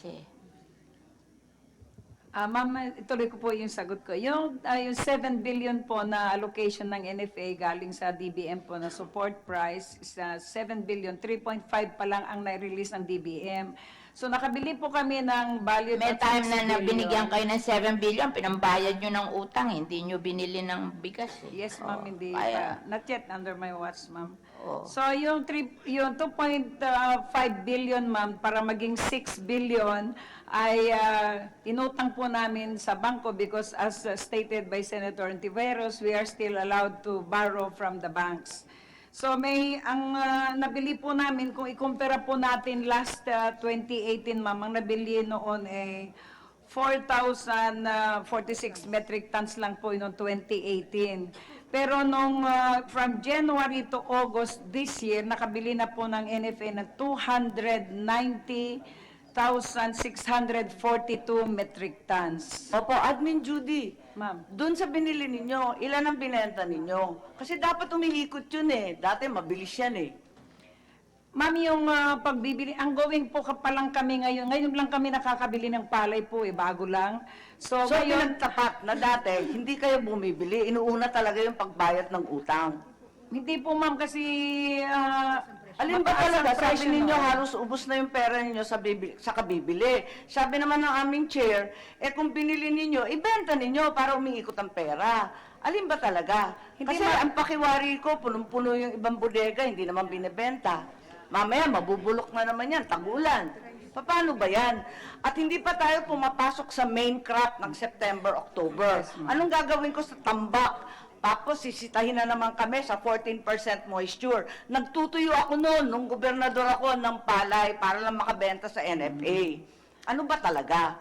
Opo ma'am, sa amin, yung mga nabili po namin, siyempre dinedetermine namin kasi nakakabili naman po kami ng mas mababa mas mataas ang moisture content kaysa yung 14 and clean and dry. So ang ginagawa po namin pagka nabili po, may programming din ho kami sa pagmimil dahil ang milling po naman ay sinusunod po natin yung procurement procedure by law, yung Republic Act 9184. Binibidding po yan, tapos tinitest milling din po yung mga participating millers po. So, sa ngayon po ma'am, ongoing ho kami ang milling namin at ibinebenta po ma'am. Pwede bang kumuha lang ng kwenta? Wala, gusto ko lang malaman. Ilan pa ang imported rice na nasa bodega ng NFA? Ilang sako pa yan? Marami Sabihin po pa natin po, yung ma'am. totoo. Kaya hindi kayo bumibili o nagbebenta kasi santambak pa yung imported. Hindi, ilan pa yung stock position natin sa imported. Yes ma'am, marami pang imported rice nga kaya pinupost din namin na maubos. So yung mga bagong local rice hindi pa kaagad basta binibenta. Pero meron ho kaming ongoing na milling na po. Ano ma'am. po yung volume? Para lang malaman namin, magkano ba talaga ang na-import dati? Sa government, kano ba yung sa na-import na volume? 1.25 million metric tons po ma'am yung imported. Ano yun? Yung mga iba po ma'am naibenta na po na Ano natitira ngayon to sa imported? 209,000 pa ma'am. Metric tons. 219,000 na imported, Yes, tapos ma'am, yung times local, 20. ilan? Yung Hindi ba local- pag imported rice na yon? Ba't ayaw nyo pa ibenta? Sabi mo, magmimil ka pa. Ongoing pa. Hindi ma'am, namimili kami ng palay. Alam Yung mo, rice, Tapos na yung istorya ng NFA noon. We should accept the reality na wala na yan. Pag igihin nyo na yung trabaho nyo kasi banas na mga tao sa inyo eh. ma'am, inuubos na nga na binebenta yung imported rice kasi nga na-allow pa naman ng council na magbenta po kami, mag-distribute. Alaming Judy, Until- pagtapat na natin, ang totoo, 9 million bags pa ng imported rice ang nabubulok sa NFA ng bodega. Kaya ayaw ninyo bumili ng lokal. Hindi naman po ma'am, bumibili po kami. Yung natitira ng Pero 9 million bags ba talaga o hindi? Pagtapat na po ninyo. 4 million na lang ma'am. Ini-distribute. Hindi ma'am. Kasi, Ganun din kadami. hindi ma'am, kasi yun naman na imported talaga namin. Under the MAB naman po yun, so naobliga naman po talaga na bumili si NFA. Sa ngayon po ma'am, hindi na kami bumibili, hindi na nag-i-import. Kaya na daw yun, para makabili na kayo sa ma'am. local, para may pera rin kayo. Pag ibinenta nyo yun, magkakapera kayo, may pambili kayo sa local. Yes, Kasi I ma'am. remember, no isang investigation natin, nung a year back, may nakita pa kami doon na nagbenta kayo ng 22 kasi sabi nyo, bulok yung rice nyo. Binenta sa trader at 22 per kilo dahil bulok daw. Bakit mo hahayaang mabulok ang rice? Ang dami-daming gusto ng bumili ng rice na mura. Imbis na ipagbili nila sa market, ibinenta nila sa trader at 22 kasi sabi nila ibulok. Sabi ko, maniwala kang bulok yon. Meron ba nabubulokan ng rice? Ma'am, hindi pa nabubulok kasi dumating lang po yung mga yan Nung noong April. nag-iimbestiga kami kay Jason Aquino, nagbenta sila 22 sa trader dahil daw nabulok. O baka kaya nyo ayaw ibenta yung rice nyo, gusto nyo mabulok, tapos ibebenta nyo sa trader, sasabihin nyo bulok. Hindi po ma'am. Kinuha na yun eh. O alam na alam ni Chairwoman, dating gawin na po, idedeklar ang bulok pagkatapos i-auction sa mga paboritong trader. Wag naman po. Hindi po Masakit ma'am, na eh. hindi po ma'am, sana naman bigyan nyo naman kami ng pagkakantawan, meron naman na tayong new leadership, hindi naman po tayo masama at hindi naman po kami nagbibenta ng bulok. What we are really trying is pushing hard to the sale of our imported rice nang sa ganun po ay maging pera. At saka po yung aming procurement talaga naman po na nakabili kami ng masyadong malaki and we are looking forward to procurement of a more bigger volume for this coming harvest season. Sagutin ko lang po, ma'am, yung sagot ni Senator Hontiveros na kailan maitatarget na matulungan ng mga maliliit na farmers. Yun pong in-announce kanina ni Secretary Dar na 15,000 pesos para po sa mga local farmers po natin na 1 hectare lang po ang kanilang sinasaka. At yun ang aid credit na magbigay po ng ACPC through the Land Bank, 15,000 pesos. Payable in 8 years at saka non-interest free. Hindi mo ma'am. naman, ano yun eh, hindi mo naman job yun eh. Job yun ng DA. Ma'am, Ang asikasuhin mo, mamili ka ng ng palay at ibenta mong bigas at iikot mo, mas marami kang nabili, mas marami kang matutulungan na farmer. Yun ang asikasuhin nyo. Magsumalan po tayo. Ma'am, dagdagan ko lang po yung 1 sagot. minute lang. Ikikwenta ko na, wag na yung 9 million bags na sinasabi ko. Sang-ayon na ako sa inyo, 4.5 million ang bags. Times 50 kilos kada isa. Magkano yon? Ilang kilo yon? 225 million kilos times 27 pesos. May 6 billion, 75 million ka na. So, ibig sabihin, ang dami mo ng pera kung ibenta sana ninyo yun ng paspasan. Huwag iintayin na, kunwari, mabubulok at i-auction. Hindi ako kami papayag ngayon, ma'am, na mayroon auction tayo na mag-reduce price. In fact, ma'am, idugtog ko lang muna yung kwento ni Secretary Dar kasi po, yung small farmers na yun, doon po kami mamimili ng priority na small farmers. Kung ayaw mo ibenta yung rice mo, ano ipamimili mo? Ma'am, nagbebenta kami, pero siyempre hindi naman lahat namin Yung itinutubo sa governor na kada pumunta lugar. dito, galit na galit kasi binibenta nyo daw ng 37 eh. Bakit daw sila bebenta ng 37? Eh, di O, decision- ganun ba nagbebenta? Tanggalin mo yung ano na yun na 37. Government, bebenta nyo ng 37. Sinuswerte naman kayo. Yes, ma'am, we will look into that kasi... Patanggal mo yun sa NFA Council. Yes, Ano ma'am, ba we will yan? hold the NFA Council Ang by gusto nyo second yata, week. wag bumili sa inyo gobyerno para walang bumili sa inyo. Eto na nga mga gobyerno, nagbo-volunteer bumili sa inyo, mamahalan nyo. Galit na galit nga yung gobernador na pumunta dito eh. Hindi nila maintindihan eh. Ba't ayaw nyo ibenta? Ma'am, yung didesisyon na ng council noong early part of this year when the Bakit? tariff Ilang laws lang ang has council been nyo ba hindi implemented. nagmi-meeting? Nagmi-meeting sila, ma'am, pero nung yan kasali pinag-usapan ka nyo, doon, ma'am, di hindi ba? po, ma'am, nakaretire na ako. When the law was made effective in March No, 5, ikaw head ka ng NFA ngayon, di ilabi mo. yes, ma'am, we will we will go into your and comply with your orders, ma'am, because magmi-meeting pa lang hindi pa nakapag-convene ng council po si Secretary Dar, and we are looking for schedule to meet with the council, taking into considerations all these concerns, ma'am. So ibalik ko sa sinasabi ni Chair kanina para mabalikan ko si Yusek Visera. Sabi ni Chair, meron kayong tukoy na trabaho, iba sa trabaho ng DA, which was the spirit of my proposal. So Yusek Visera, ang suggestion ko sa price support ay i-authorize ng DA ang NFA makapag-utang, may original idea, proposal, para pambili ng palay sa darating na anihan, which is 4 days away. Sabi niyo po kanina, Yusek, kapag gagawin na yung new rice inventory financing program na may price support, ready program na ito. Do you mean to tell the committee po na dito sa pulong sa land bank, may prior understanding na within 4 days, start ng harvesting season, pwede nang maisagawa yung ganitong price support? At iba pa sa yung may 2% interest na pautang na sinabi ni Sec kanina, price support talaga sa mga naluluging magsasaka. Kaya ba in 4 days yan? Ma'am, the requirement is 17 pesos per kilo of palay para magamit yung ganong klaseng inventory financing program. At hindi lang po NFA ang target nito, LGUs, cooperatives, even traders.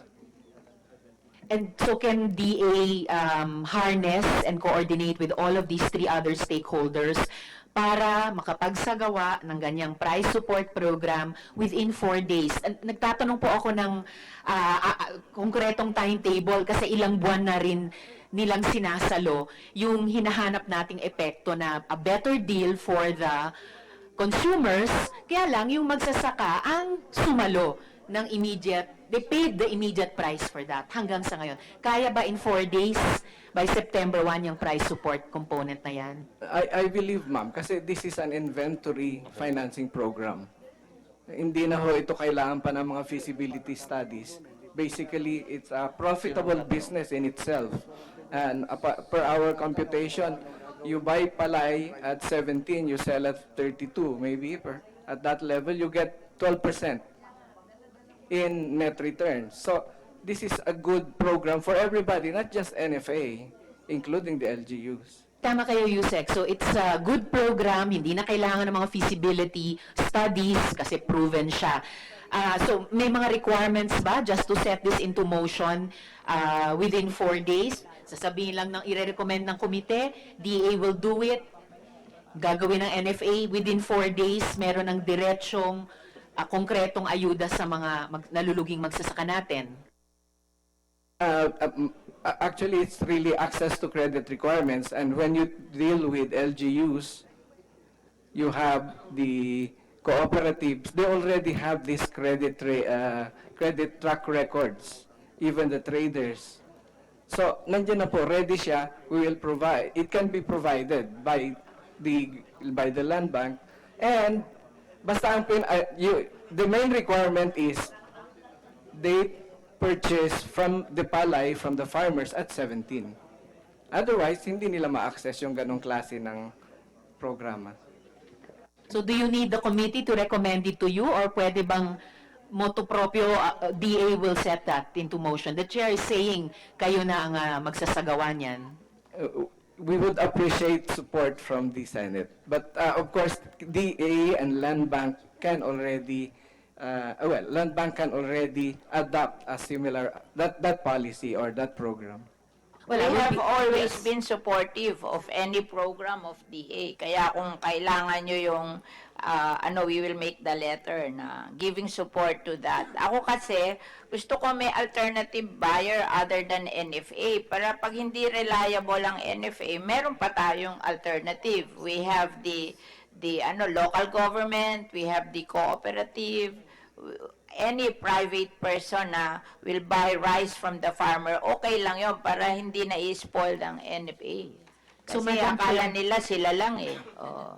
So, Madam Chair, thank you for that. I think we would all appreciate the committee's instruction to DA, NFA, but not only them, as the Chair has said, sa lahat ng mga kooperatiba, LGUs, at iba pa, who can participate in this immediate price support for the farmers starting today, no, to set it into motion within 4 days. So maraming salamat, Madam Chair.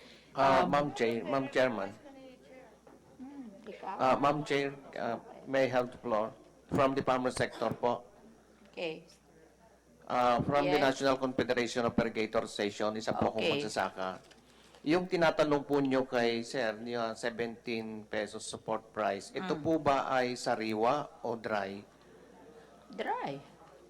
Sa President, kahit na daw sariwa, bilhin na para tapos na problema. So ngayon, medyo tayo ay lenient, di ba? Alam po ninyo, ito po, ako po ay magsasakan totoo talaga. Sa karanasan po namin, kung kahit na bibilin po ninyo sa kahit 17 sa press, medyo nakalaban po kami. Alam po niyo ang totoo po nito. Although yung programa ng RCEP, maganda po 'yon. Ipapaliwanag ko. Ganito po 'yon.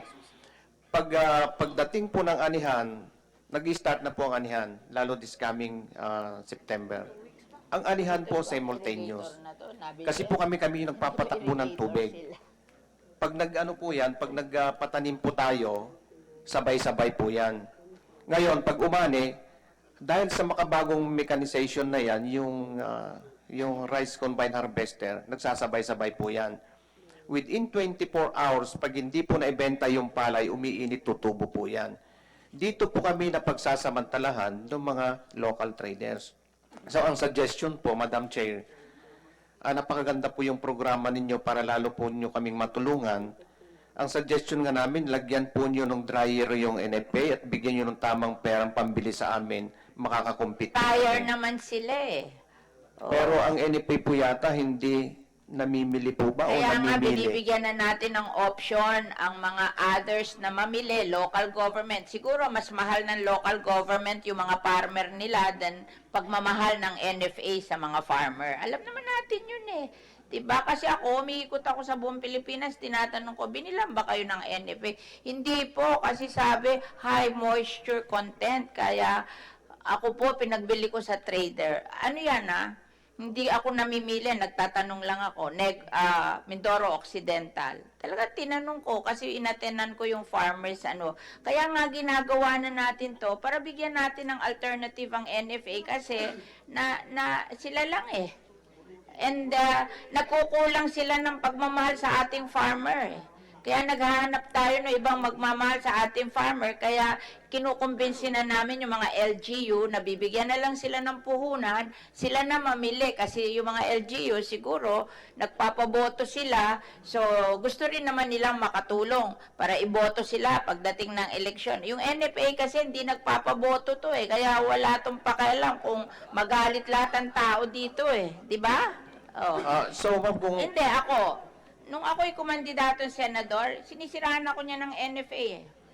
Na wag daw ako iboto kasi ako daw may kasalanan na lahat na ito. Tingnan mo, ang dami kong boto, walang nakinig sa inyo kasi galit sa inyo mga tao.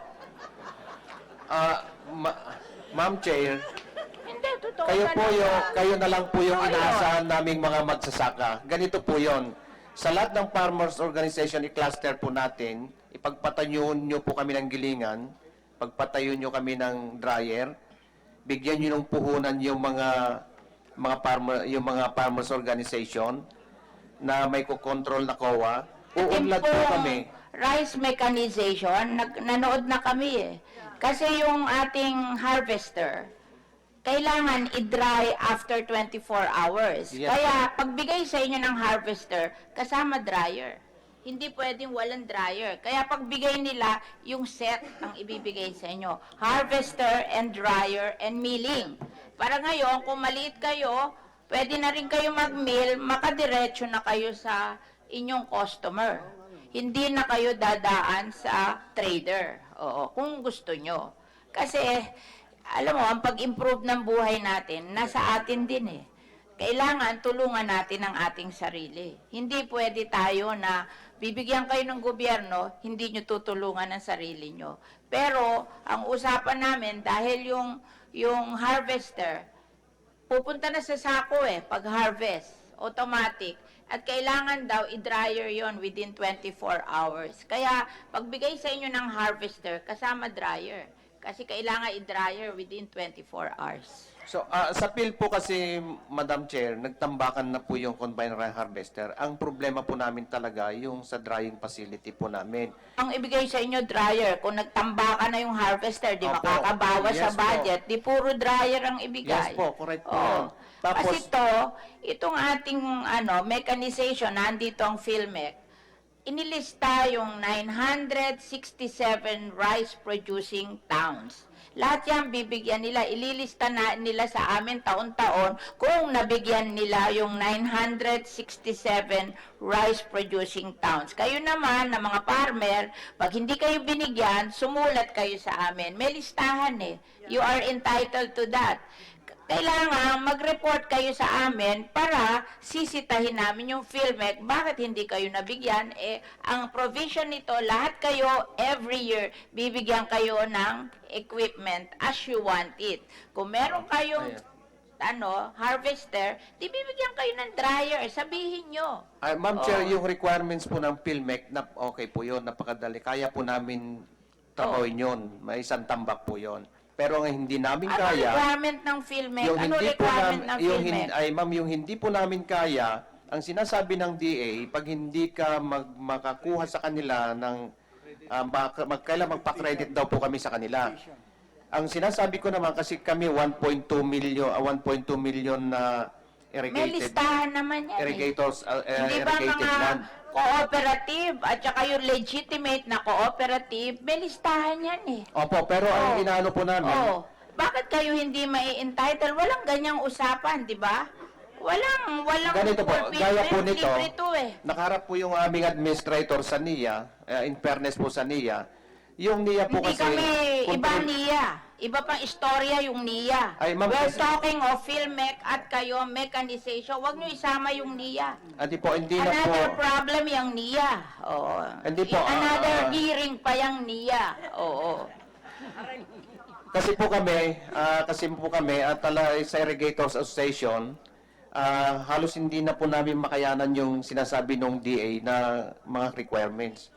Hey, RCEP to. Iba yung rice program ng DA. Pero This sinasa- is Rice Competitiveness Enhancement Fund. Hindi to DA. Ito ay PhilMec for Mechanization at PhilRice for seed production.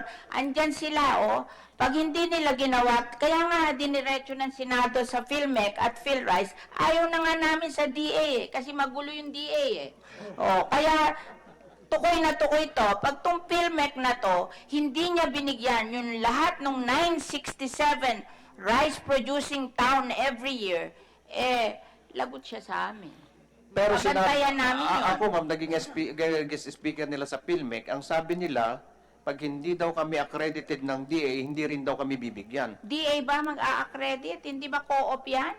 Madam CDA Chair, yan follow-up eh. question doon. CDA yan eh. Ba't DA? Hindi naman nag-a-accredit ng cooperative ang DA. CDA yan eh. Kayo na naman. Kaya inalis sa inyo eh. Nasishock sa inyo ang mga tao eh. Pinahihirap nyo eh. Oh, hindi kayo kasali dito. PhilMec to. Madam Chair. Meron kayong rice program, yun ang gawin nyo. Huwag niyong pakialaman tong RCEF. Ano Madam Chair. accreditation ng DA? Totoo ba yan? PhilMec?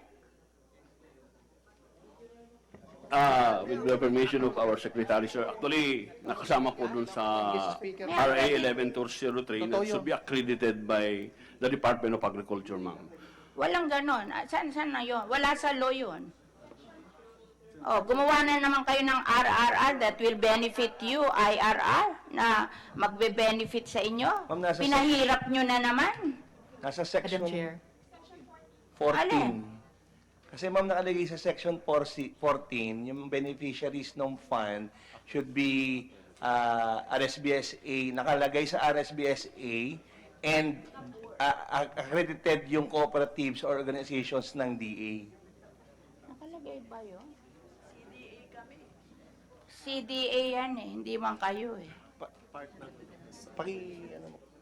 Nalagyan ng dabawasan ng C yung ano, yung CDA. Ma'am, maybe we could ask NEDA to... Alam mo, yung PhilMec, pag hindi mo to ginawa, ikaw may kasalanan nito. Pag hindi mo to ginawa, tigilan nyo ako dyan. Walang ganyanan. Madam Chair. Ikaw, every year, papakita mo sa akin yung 967 towns, binigyan mo. Pag ayaw mo ibigay sa co-op, bigay mo sa LGU. Walang magre-reklamo na hindi sila binigyan. Yan ang usapan natin. Yes, ma'am. Yes. Alam nyo, wala Yes, Your namang Honor. bumuhay sa inyo kundi itong RCEP. Sino ba nakakakilala sa PhilMec at sa PhilRice? Walang nakakakilala sa inyo. Ako lang ang nagbigay sa inyo ng budget kasi gusto nung Senado idiretso sa inyo kasi ayaw nilang idaan sa DA. Humihirap ang problema. Oh. Madam Chair. Sila, may 7B sila na rice program. Iyon ang kanila. Kayo, gagawin nyo yung trabaho nyo.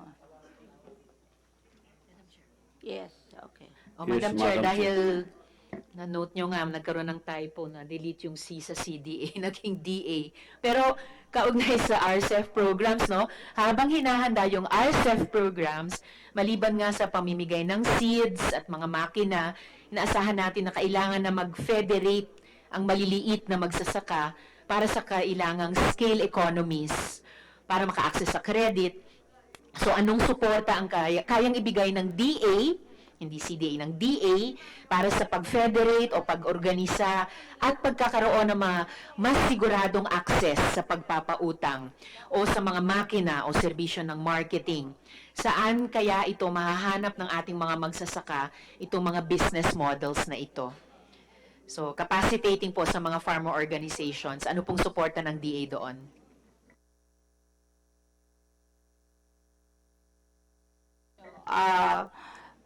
yung RCEF, iba yan sa DA. You have a 7 billion rice program. Hindi pa ba enough sa inyo yung gusto nyo pa yung RCEF sa inyo pa rin? Sumagot kayo, Department of Agriculture. At dagdag doon, paano nyo gagamitin yung 7B na yon para suportahan yung pag-organisa at pag-federate ng mga magsasaka para makamaximize sa RCEF? Intention talaga ng Senado, pinag-usapan namin yan eh. Ayaw nila talaga idaan sa DA yung RCEF. Gusto nila diretso. Kasi kayo, may 7B naman kayo na inyo. Eh di gawin nyo gusto nyo doon sa 7B nyo, pero yung RCEF, ibigay nyo na sa PhilMec at sa PhilRice para may contest kayo. Kung sino sa inyo ang talagang makakatulong sa small farmer, ipakita nyo. Ano ang mas magtatagumpay, yung 7B nyo o yung RCEF? O, pakita natin. O, bakit kailangan nyo pakialaman nyo na sa inyo na naman dadaan? Walang intention na ganon. At para framework nung contest na sinasabi ni Chair, yung rice roadmap, no? Na popondohan ng RCEF at di magko-complement. So, paano nyo i-complement sa pagsuporta sa pag-organisa at pag-federate ng mga magsasaka, yung pag-maximize nila dun naman sa RCEF?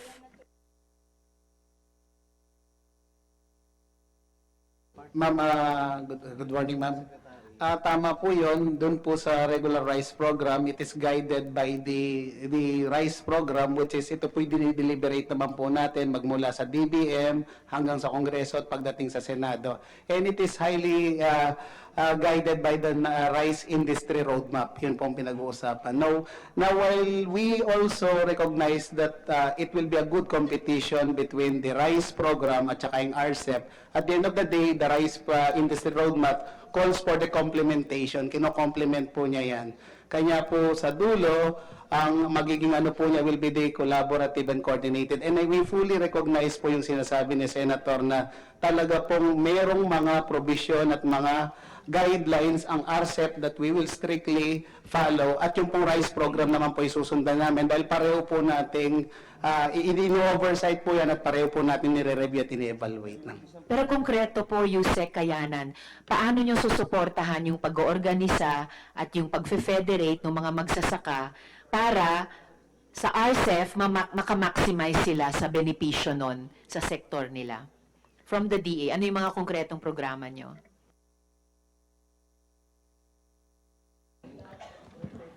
Magandang umaga ulit, ma'am.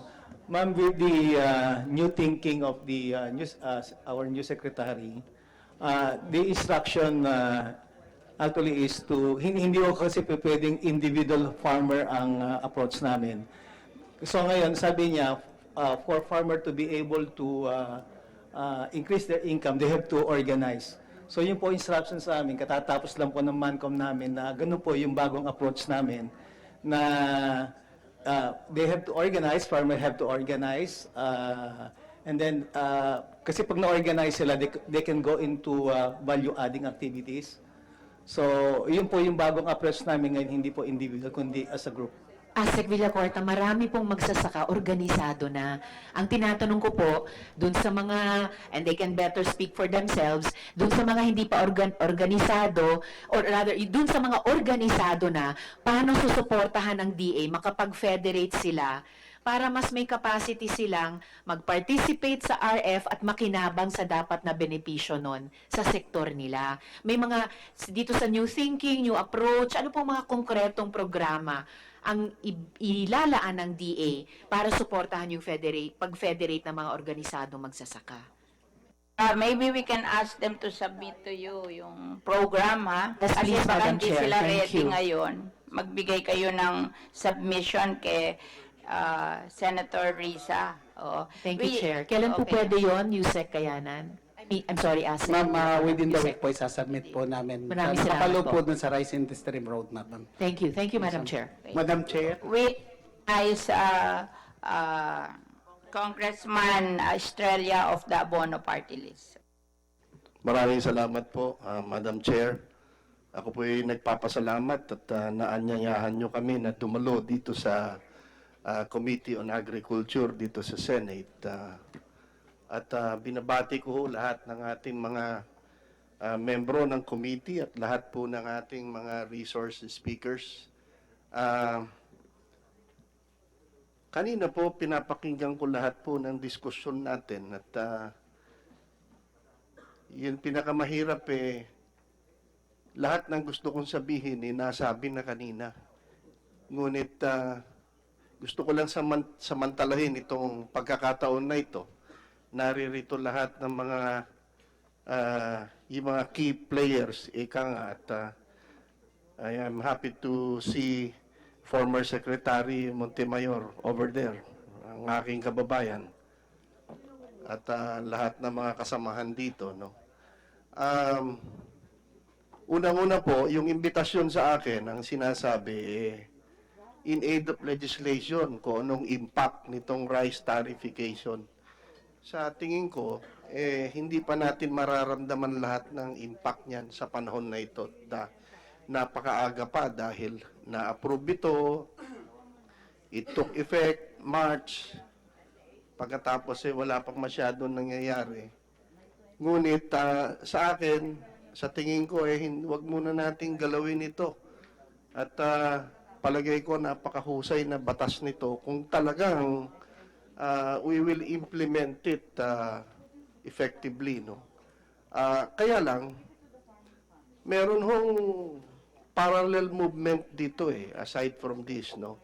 Para matulungan natin maging patuloy na competitive ang ating mga magsasaka. Dahil hindi naman pwedeng mag-i-import na lang tayo. Mamaya wala nang magsasaka, magugutom lang tayo at lalo lang tayo magiging dependent sa importation. Ang isa doon, I am glad nandito ang ating administrator na si Judy Dansal, no? Madam Administrator, kanina lang pong umaga kausap ko ang mga magsasaka doon sa Northern Luzon, particularly sa Pangasinan. At napag-usapan yung presyo, bumababa nga ng gusto. Congressman, pakiabot lang ninyo kay Administrator Dansal at sa mga tiga-NFA na sana maging agresibo kayo sa pagbili, no? And may nabanggit sila sa amin, whether it is true or not, whether it is accurate or not, when there is smoke, there is fire. At nasabi nila, bakit ganun, Congressman? Kapag namimili ang NFA, pag tinitignan ng moisture content namin, sinukat namin 14%. Alam ko yun dahil yan dati ang negosyo ko mukhang yung buriki ninyo pag trader ang nagbebenta, maganda ang moisture content. Kapag sila, mga magsasaka, hindi maganda ang moisture content. Ang sa akin lang sana, mga tunay na magsasaka natin, no? Bigyan naman ninyo ng konting pagmamahal, no? Of course, kung masyado naman basa, hindi naman maganda, di ba? Kinakailangan din na tingnan din ninyo yung moisture content, no? At pagkatapos, Madam Administrator, siguro you should enlighten us, paano ho ba ang mga steps para makakuha ng passbook ang ating mga magsasaka? Please. Sir, wala nang passbook yung mga farmers na magbebenta. Pwede Wala na na lang ba? silang pumunta doon kung may dala sila ng mga palay nila. Diretso Kasi na. yung pag-issue ho namin ng passbook ng NFA noon, nung we still have the regulatory power. Sa ngayon ho, wala na. At any farmer with those stocks, pupunta sila sa NFA, individual po pwede kaagad siya makapagbenta ng 200 bags Oho. per farmer. Ano po paano ho ba ang pagbayad nyo sa kanila? Meron ho kaming amount na kaso, sir, kasi yung marami na rin ho kasing biktima sa amin itong malalaki yung cash na babayaran po nila. Naaambos din po yung mga disbursing officers namin. So, kung marami silang binibenta, kung individual farmer lang naman at maliliit lang naman ang volume ng delivery nila, cash po yun. Hindi, mas mabuti siguro cash na lagi. At Yes, sir. hindi naman problema yung security. Andyan ang PNP. Gamitin natin sila, no?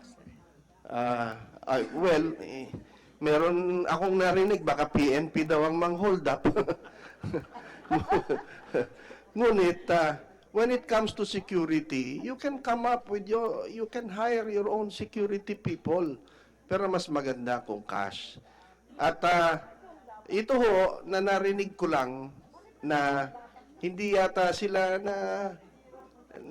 nabibigyan ng pagkakataon karamihan sa mga magsasaka. Pakitignan lang yan. At isa yan sa Yes, mga sir. Pangako po, sir, yan. makakatulong sa ating magsasaka. Pangalawa, ang isa palang parallel movement na sinasabi ko upang ang ating bigas ay maging competitive in the future. Hindi ko alam kung siguro sa DA ko sasabihin ito, no? Paki-check lang ho. Meron isang ahensya doon sa Asian Development Bank na tumutulong sa pribadong sektor. I am referring to the millers. Sa ngayon ho, yung milling natin, hindi yata umaabot ng 65% recovery. From palay to rice, I think nasa 59 point something lang tayo eh. Isa yan sa mga bagay na tignan natin, ano ha? Kausapin nyo yung ADB at pwede natin gamitin yung DBP or even Land Bank, no? Para i-retail yung assistance, loan assistance to modernize doon sa mga millers natin. At ang isa pa, yung nakikita ko yung trajectory ng ating collections, 6 point something billion na eh. Sa tingin ko, lalampas tayo ng, kung di ako nagkakamali, lalampas tayo ng 10 billion dito. So pag lumampas tayo ng 10 billion, meron tayong additional fund na magamit para sa ating magsasaka. At kung gusto nila ng alternative crop, pwede natin silang matulungan. Pag-aralan natin mabuti na hindi lang sana bigas ang ating maging staple food. Pag-aralan natin mabuti, pati yan, halimbawa, yung bigas, tanim tayo ng tanim, pero kailangan din natin yan, ano? Ngunit meron mga ibang pwedeng itanim lang minsan lang na pwede natin maging staple food. Katulad halimbawa ng rimas or breadfruit. Pag-aralan natin yan dahil pwede natin gawing staple food yan at kompleto ang nutrients ng breadfruit o rimas. Mabihira na makikita nyo dyan. Tignan ninyo mabuti rin yan. So, itong mga ito, pagigihin natin at pagkatapos yung rice tariffication law, bigyan natin ng ano ito, ng pag-asa. I don't think we should revisit it this early. If it ain't broke, sabi nga, let's not fix it. Yun lang po, Madam Chairperson, gusto ko sanang magsalita pa ng mahaba, ngunit baka gutom na tayong lahat. Salamat po, Madam Chairperson. Maraming salamat, Congressman Estrella. And gusto rin nating marinig ang ating congressman from Tarlac, Congressman Yap. Alam nyo, ang naandito po nating mga congressman, si Congressman Tejada of North Cotabato, one of the 10 biggest producer of rice, si Congressman Yap ng Tarlac, one of the biggest producer of rice also, at si Congressman Estrella of Pangasinan, one of the biggest producer of rice. Sila yung tatlo nakasali doon sa 10 biggest provinces in producing rice that they produce 50% of our rice production. So pakinggan natin si Congressman Yap. We acknowledge Senator Tolentino. Okay, thank you. Okay, Congressman Yap. Okay.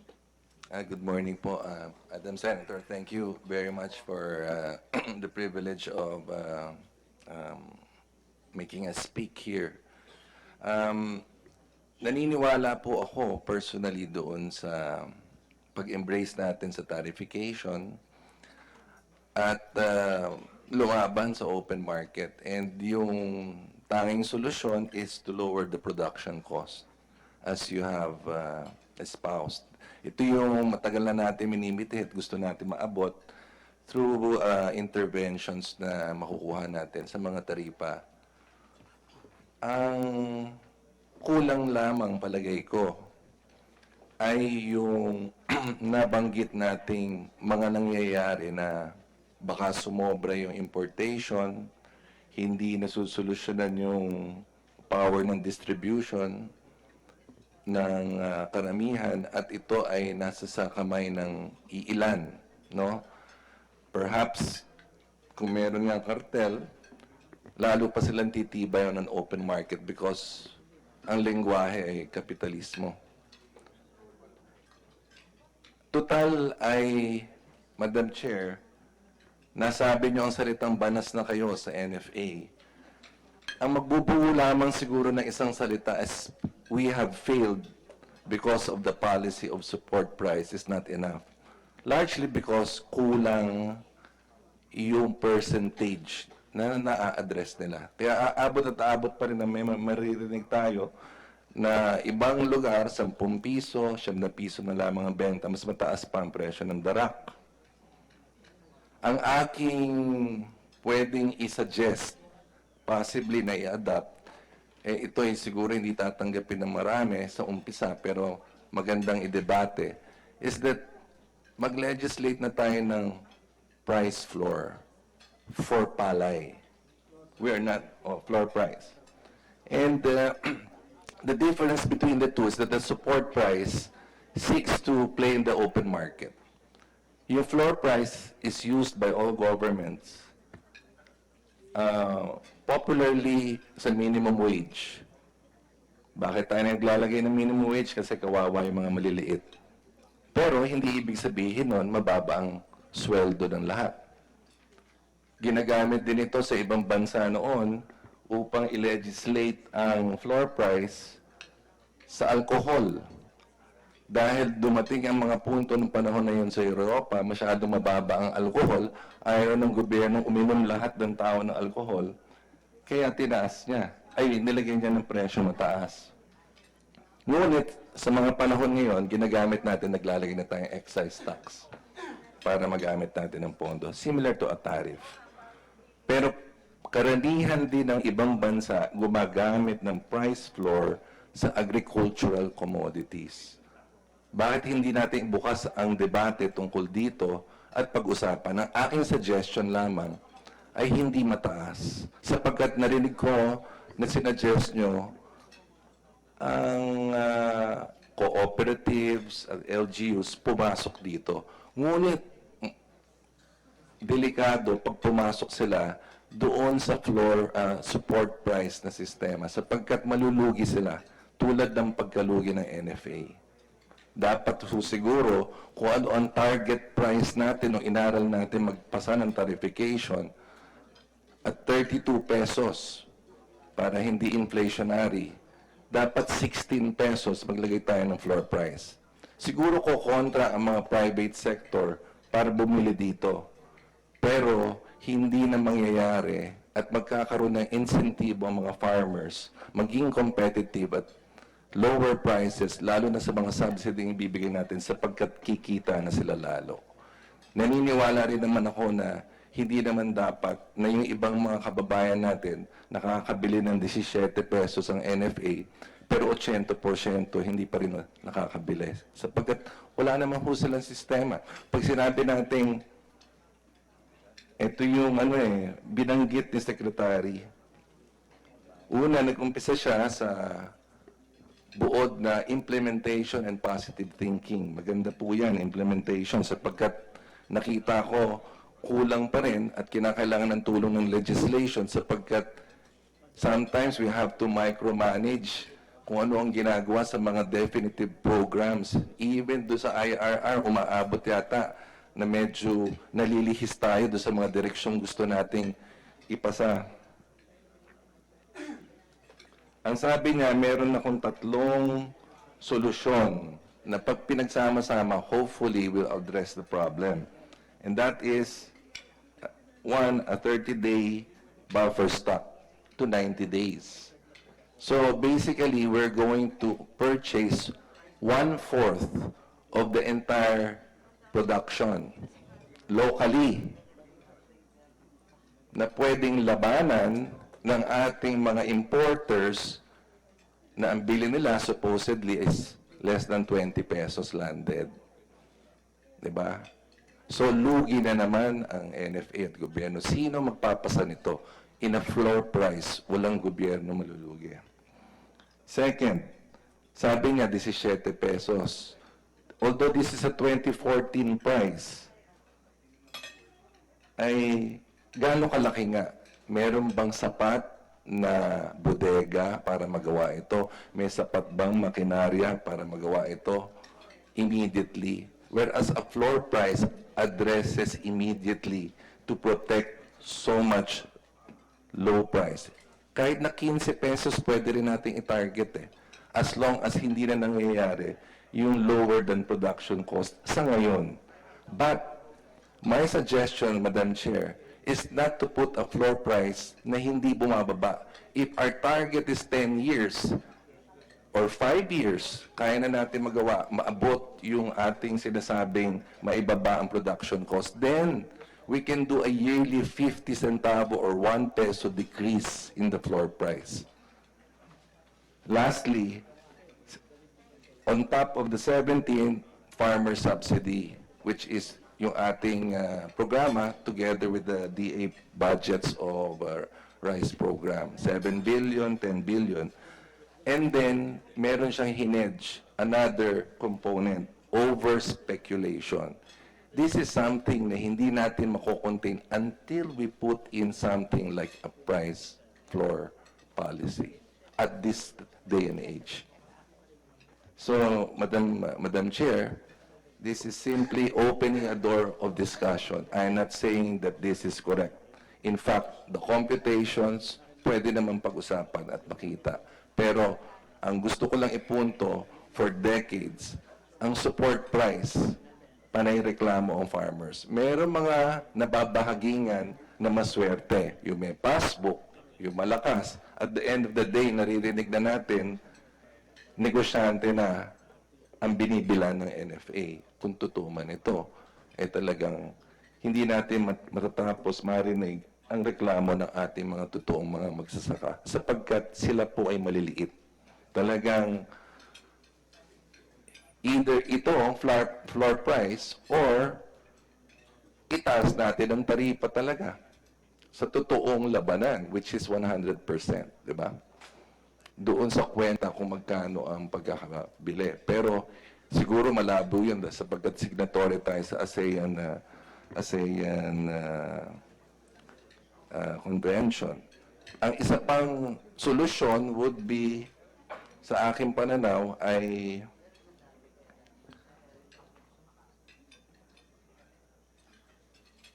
ang isa pang solusyon siguro na pwede natin ma-adapt na talagang kakaiba would be price support, price floor, yung tarifa, and I forgot the other one, Madam Chair. Pero sa tingin ko, in totality, this is why I'm just suggesting, is that if we indeed if we indeed passed a good law, ang nakulangan lang palagay ko doon would be time-boundedness. From this point na nangyayari to the point na gusto natin ma-achieve yung production cost na mababa to about 10 pesos or 11 pesos. Thank you, Madam Chair. Thank you, Congressman Yap. Actually, yung pinasa nating batas, 10 billion, isiniguro natin yon na whether they are able to collect or not, they'll give us 10 billion. But anything in excess of 10 billion, ibibigay pa rin sa mga farmers. Kaya maganda tong ano na to. Kaya lang, syempre, napasa March 5, hindi pa natin nakukuha yung full benefit of the pera.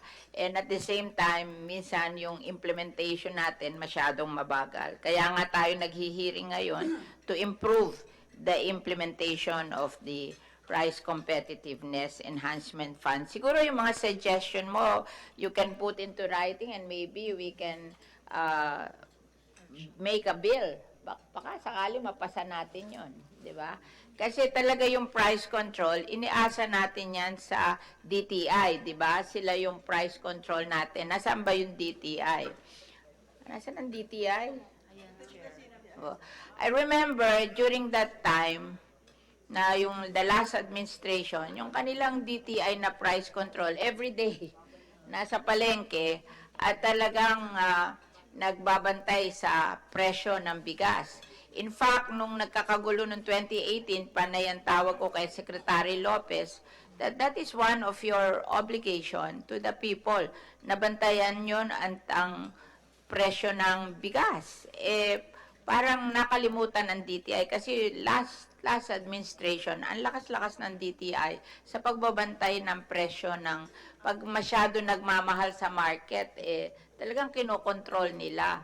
Kasi dapat naman may parang merong price na beyond that, kinukol na natin na attention ng mga trade, ng mga nagtitinda. Can we ask the DTI to explain to us yung kanilang consumer protection? Good morning, Madam Chair, the honorable members. Madam Chair, the rice is an agricultural product which under the Price Act is under the mandate of the Department of Agriculture. But the DTI in Ever FA since, it's DTI, hindi agriculture ang nagko-control ng price ng bigas. Kasi any prices, talagang yung consumer protection group nyo. Huwag nyo ituro sa DA. Kasi yung DA, napakarami na nilang problema sa countryside. Kayo yung nasa market, kayo mag-control. Ever since, miss ko nung previous administration, it's DTI. Never yung Department of Agriculture. Yes, Madam Chair, but we're also only following the law. Nevertheless, the DTI monitors the price of rice in the market. And we have noticed, kaya po we suggested to Secretary Piñol before, si Secretary Lopez asked him if they can impose a suggested retail price on rice. Kaya nag-impose po ang DA, that was last year, na naging 38 pesos at 38 pesos and 40 or 42 pesos ang well-milled rice.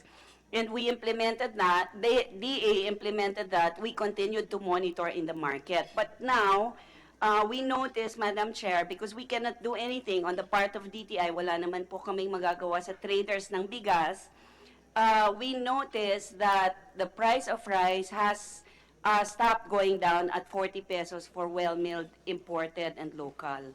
So, meron po kaming Price natin ngayon, 40? yung local rice po. There is Parang 27, hindi naman 40. Hindi, there is 27 and 32 sold by NFA. Yeah, but pero hindi under, tayo 40 lahat sa commercial rice. meron po kami kasing prevailing price that we find on the retail market. Ang enforcement and monitoring teams natin go out every day. Kasi tinatanong ko doon sa aming bahay, hindi ganyan ang lumalabas eh. Opo, pero Pwede ba tawagan natin ng PSA kung ano ba yung presyo?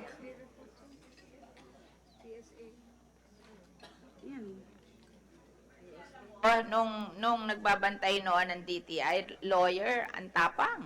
Everyday nasa market. Dapat ilagay nyo yung ganong katapang. In fact, siya ngayon is volunteer, di ba? Yung dating nagbabantay sa DTI noon. Volunteer siya ngayon ng consumer protection eh. Ako bilib na bilib sa kanya kasi araw-araw. Dapat yata dalhin nyo doon lalaki na matapang para natatakot yung mga nasa market. Kasi noon palagi akong tumatawag sa DTI na dati, kasi matagal na akong chairman ng Agriculture and Food, dati sila, ang tapang nila eh. Regular kasi mas mahal po yung well meal. Ano yung cheapest commercial rice in the market? Ano yung regular milled? Ito po, according to PSA report, well-milled rice, 39 pesos per kilo for wholesale and 42 pesos for retail. Ang regular milled, 35 pesos Yun. on wholesale and 38 pesos on retail. Kaya nga, ba't nyo sinasabi yung high-end of the market? Hindi naman lahat bumibili ng high-end eh. Ang sinasabi natin yung regular sa sabihin mo kay secretary, pagbutihin nyo ang price control, price monitoring. Kasi ako, I was here from 2013 to 2016. Ang galing ng DTI dyan. Everyday nasa market sila at talagang nag-a-announce sila na ganito lang talaga dapat ang price. Kasi ang laki ng psychological effect nun sa mga tao eh. Dapat, kayo, ngayon parang wala eh.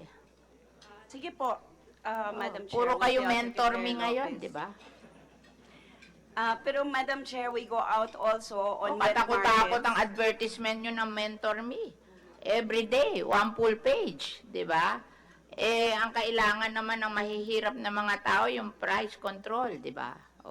Siguro palagi niyong papaalalahanan ang Department of Agriculture na sila, yung minimum, yung price, para yun ang SRP, suggested retail price, tapos implement nyo yun faithfully, kasi yun ang kailangan ng mga tao, lalo na in periods na parang tinetake advantage yung mga consumer na mga nagtitinda, di ba? Importante yun eh. Ako noon, tuwan-tuwa ako sa DTI noon kasi palagi sila, everyday, naka-announce sila sa radyo na ganito lang, ibabayad mo sa rice, yung mga ganon. Ngayon, wala na eh. Sabihin mo kay secretary na i-resume yon. Kasi noon, ang galing-galing nila dyan eh. Kasi kayo ngayon eh, parang nawala yung spirit na yon, di ba? Madam Chair, Chair. Madam Chair, yung regular meal ang deliver ng mga rice millers sa mga pwesto na sa 30 pesos na lang. Madam Chair, nabanggit na rin ng Chair kanina yung PSA. Matanong lang, nandito ba sila? Kasi may follow-up question din. Yes, please. Update po dun sa retail prices. At the same time, Madam Chair, magkano na ba talaga yung farm gate prices? Para malaman ng komite magkano yung pagkakalugi ng mga magsasaka natin.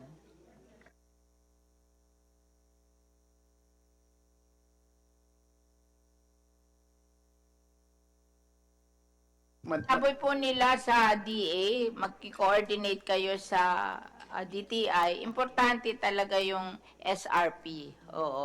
Tapos lumalabas sa radyo, kahit sa radyo lang everyday, para ang mga tao guided accordingly. So pag halimbawa pinagbibili ng mahal out of range, magre-report sa inyo.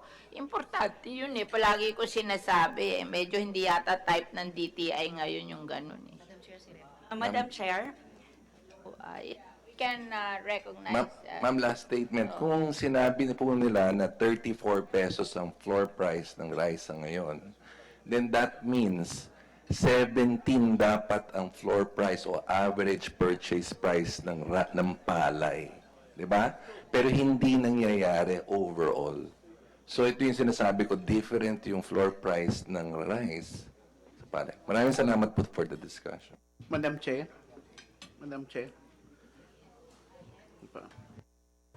Kapaeng Mariano po. Kapaeng Mariano. Kilusang Bukid ng Pilipinas at Alyansang Bigas.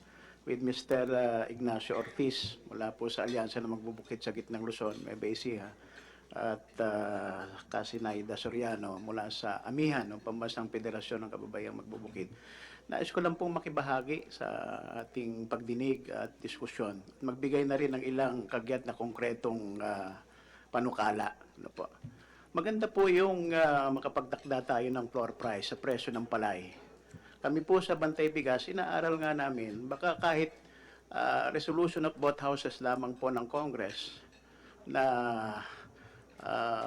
magtakda ng floor price, sabihin natin, 20 pesos per kilo for palay, pwede rin pong sundan yan ng mga provincial government through a provincial ordinance, no, of local application. Pero pwede pong of national application.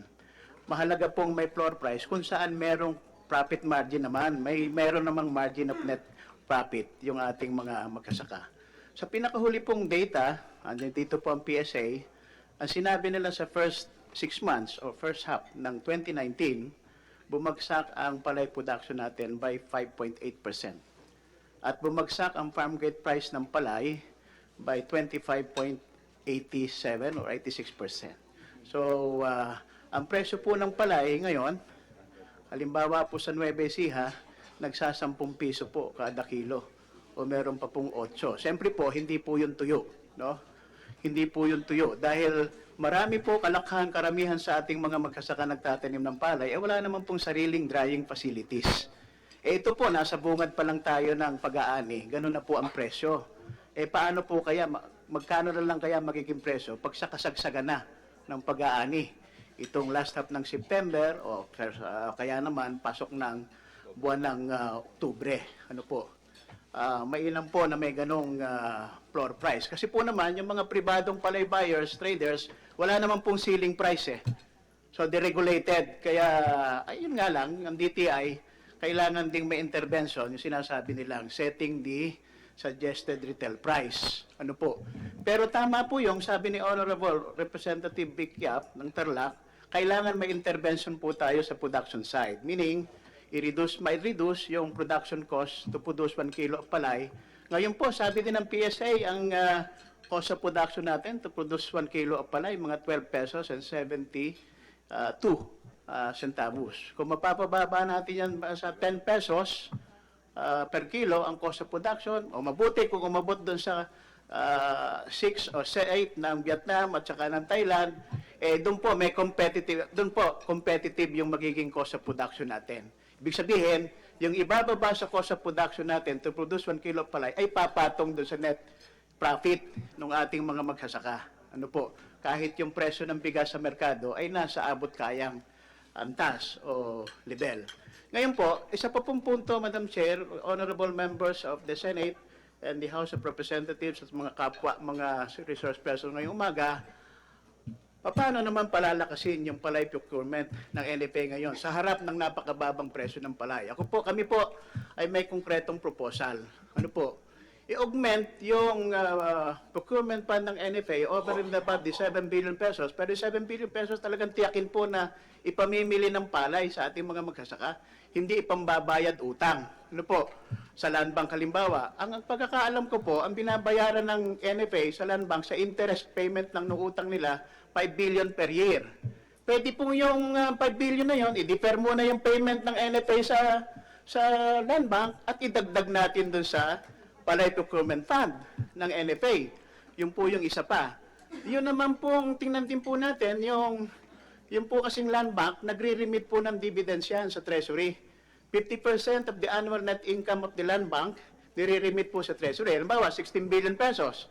8 billion of which ay nire-remit sa Treasury. Baka tingnan po natin yon, 50% po ng 8 billion ay sa interest-free loan, agricultural loan, at yung 50% i-augment natin sa palay procurement fund ng NFA.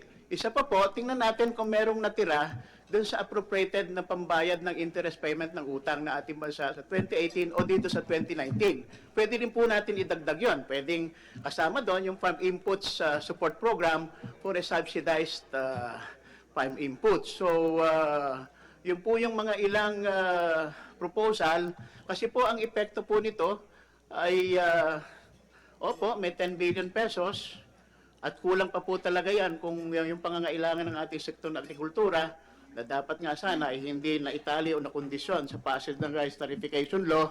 Ang punto ko lang po, tingnan din natin bilang pagwawakas po, dahil may susunod pa po naman natang pagdinig, yung pong budget, percentage share ng budget ng DA sa national budget patuloy pong lumiliit. Noong pong 2008, ang share ng budget ng DA to the national budget, 6%. Pagdating ng 2010, bumagsak sa 5.2%.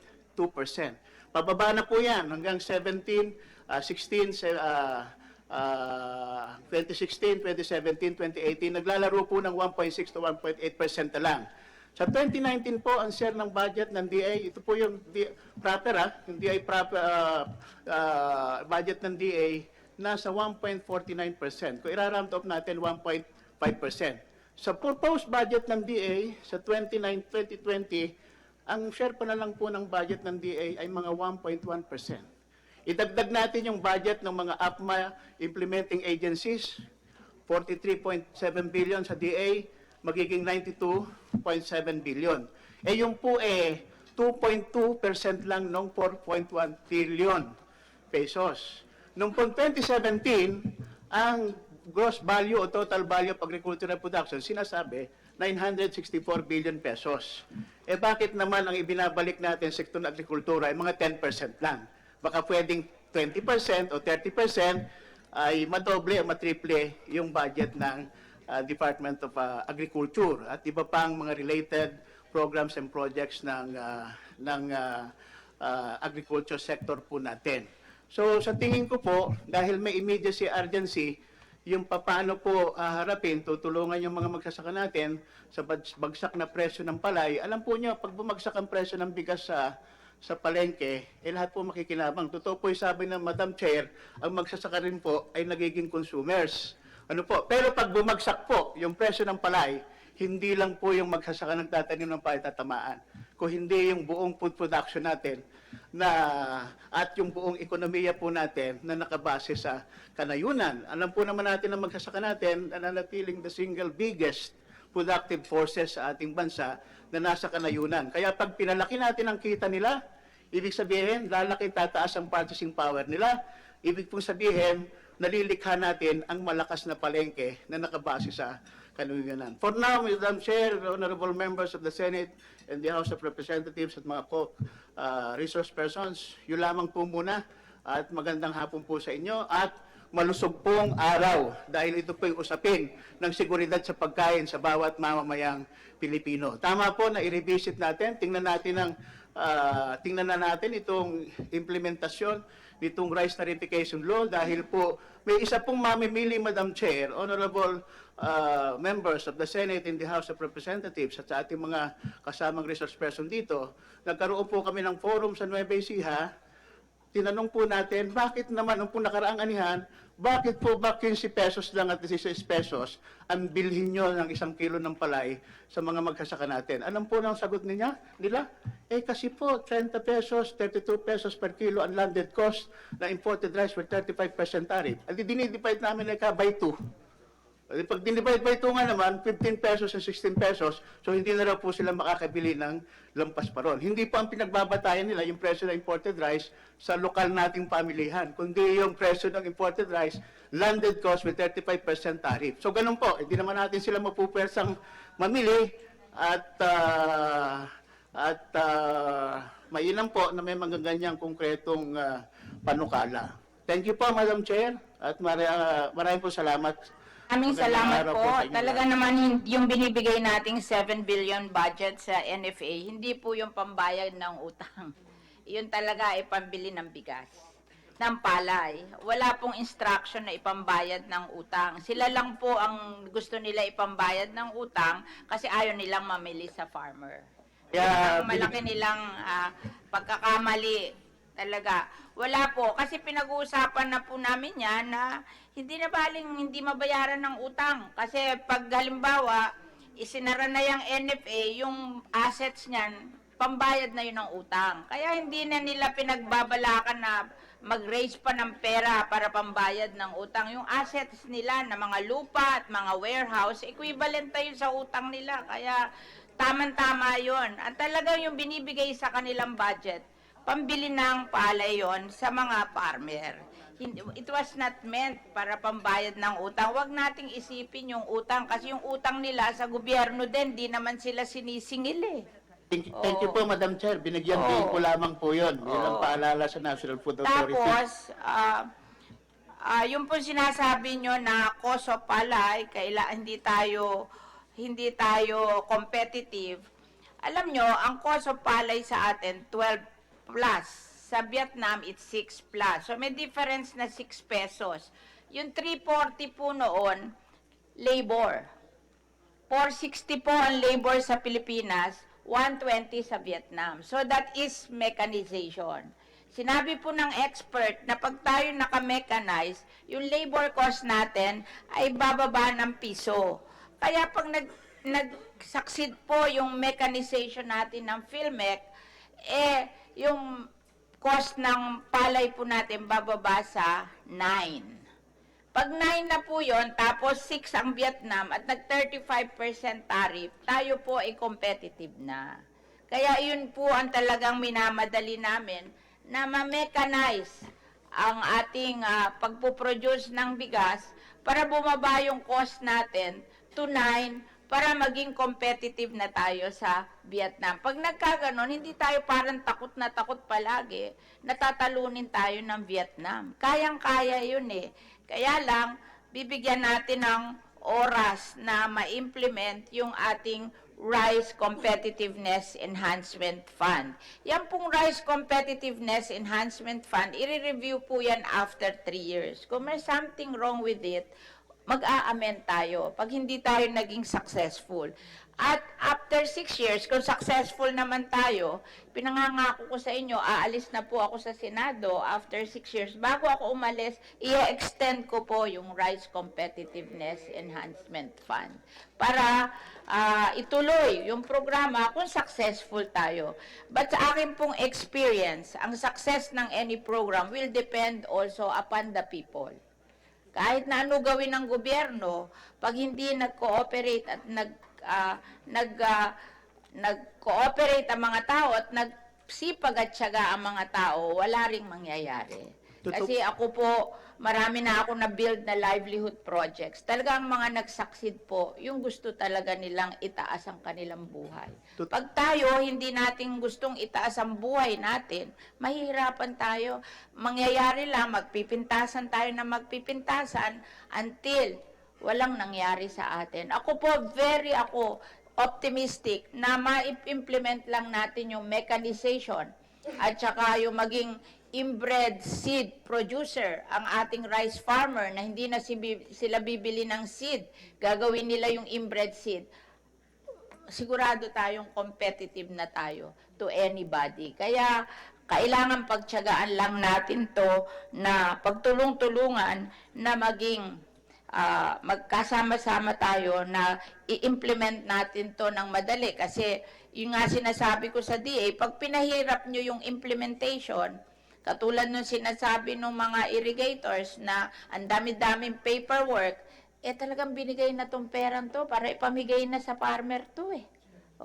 Bakit pahihirapan pa yung mga farmer? Bakit? Ayaw nyo bang tulungan ng mga farmer? Magandang pong tanong yan, Madam Madam Chair. Chair. Yes.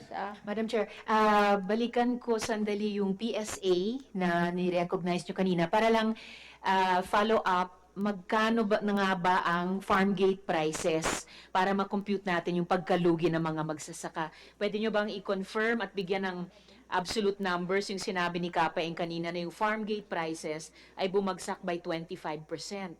So ano po yung PSA data sa farm po gate sinasabi prices nilang at magkano ang pagkalugi? 25%. Kasi talaga noong 2018, biglang nag-increase lahat. Hindi naman normal yung 2018. Ngayon, kung yun ang gagawin yung basis, talagang 25%. Pero gawin yung basis yung 2017. Hindi. Pwede ba nating tignan yung farm gate prices yung 2017, 2018 at ngayon? Yung pong nabasa ko na yun artikulo pong ng PSA, inilahat po niya doon ang highlights sa isa pong business magazine, Asia. Andun po, meron pong latest po niya, Agosto yata 2019 po yung magazine na yon. At sinabi po nila noon, ang pagbagsak ng rice palay production bumagsak by 5.8%, ang corn ay 8.7%. Ang farm prices ng palay bumagsak by 25%, yung mais by 0.1%, yung pong sa coconut by 26%. So, at yun naman po ay pinatututuhanan ito ngayong mga datos po natin at yung konkretong kalagayan ng mga magsasaka natin na dumadanas ng mababang presyo ng palay na sa tingin nila ay dagdag ng kalamidad, no, sa kanilang kabuhayan. So kung gayon, kailangan po talaga ang immediate direct intervention o action po dito para masalba po natin ang kabuhayan ng ating mga magsasaka at maprotektahan natin ang ating local palay and rice o food production sa ating bansa. At lalo po kayong magugulat kung dadalhin pa natin sa accessibility ng ating mga rice farmers sa former source of credit. Kasi ang pinakaalam kong data, sa bawat apat po nating rice farmers, tatlo ang walang access sa former source of credit. Kaya po tumatakbo sa ating mga local money lenders o loan sharks o usurero na nagpapatubo naman ng napakataas na patubo. Yung pong maganda pong i-revisit na rin itong Agri-Agra Reform Credit Act, no? RA 10,000 po yata yun. Alam po ba ninyo na Madam Chair, pasensya na po. Pero precisely, dahil na-note ko nga po yung sinabi ni Kapa Eng kanina, hinihingi ko po na ma-on record din yung PSA sa komite para po yung statement po ng PSA, bigyan ng absolute figures, yung sinasabi ni Kapa Eng na pagbagsak by 25% or going back to 2017, gaya ng sinabi ni Chair, para makompute natin sa ngayon ang kabuoang pagkalugi ng mga maliliit na magpapalay natin sa ngayon. very welcome po. Yes, good morning po. As of July po, yung average po talaga ng farm gate price po natin is 17.77 po. Bumaba po talaga siya, ma'am. Opo. 17 pesos ngayong 2019. Opo, 2019 Kumpara sa yung 2017 at yung 2018 prices, Yung farm sa, gate prices. Opo. Para makita natin yung pagkabagsak year Opo, on ma'am, year, yung the sa past 2 years. 2018 po, actual, yan pa rin po siya yung price po. Bumaba po talaga siya, ma'am. Versus 2018. Now, versus 2017,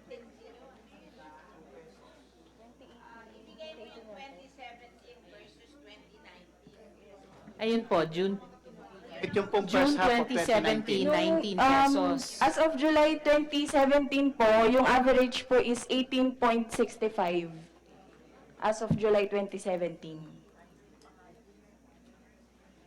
And then, August 2018, tumaas ng, ito rin ba? 22.68. Opo. And then, bumaba ngayong 2019, 17.78. Sa 2018 po nung August is 24.87 po.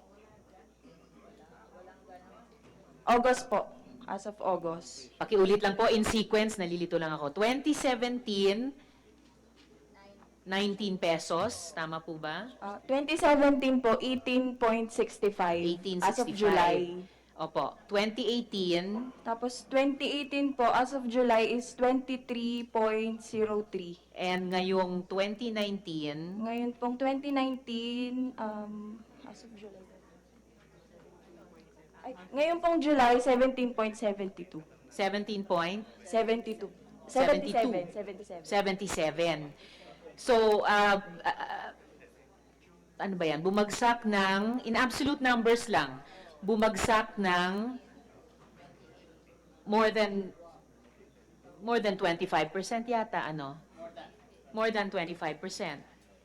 Tama po ba, PSA? And Yes po.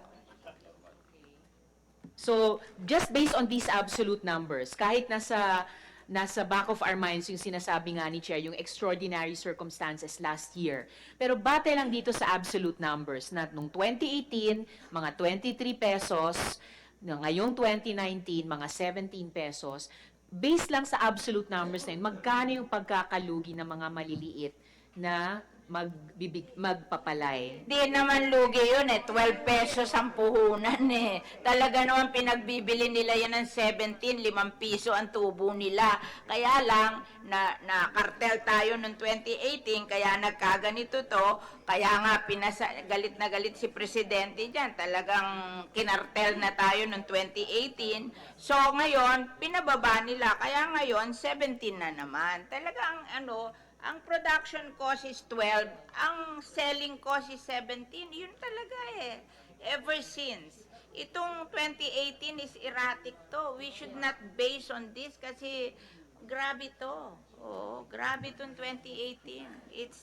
Ang layo-layo. Ang layo-layo sa normal. Madam Chair, It's not good for everybody, the 2018 incident.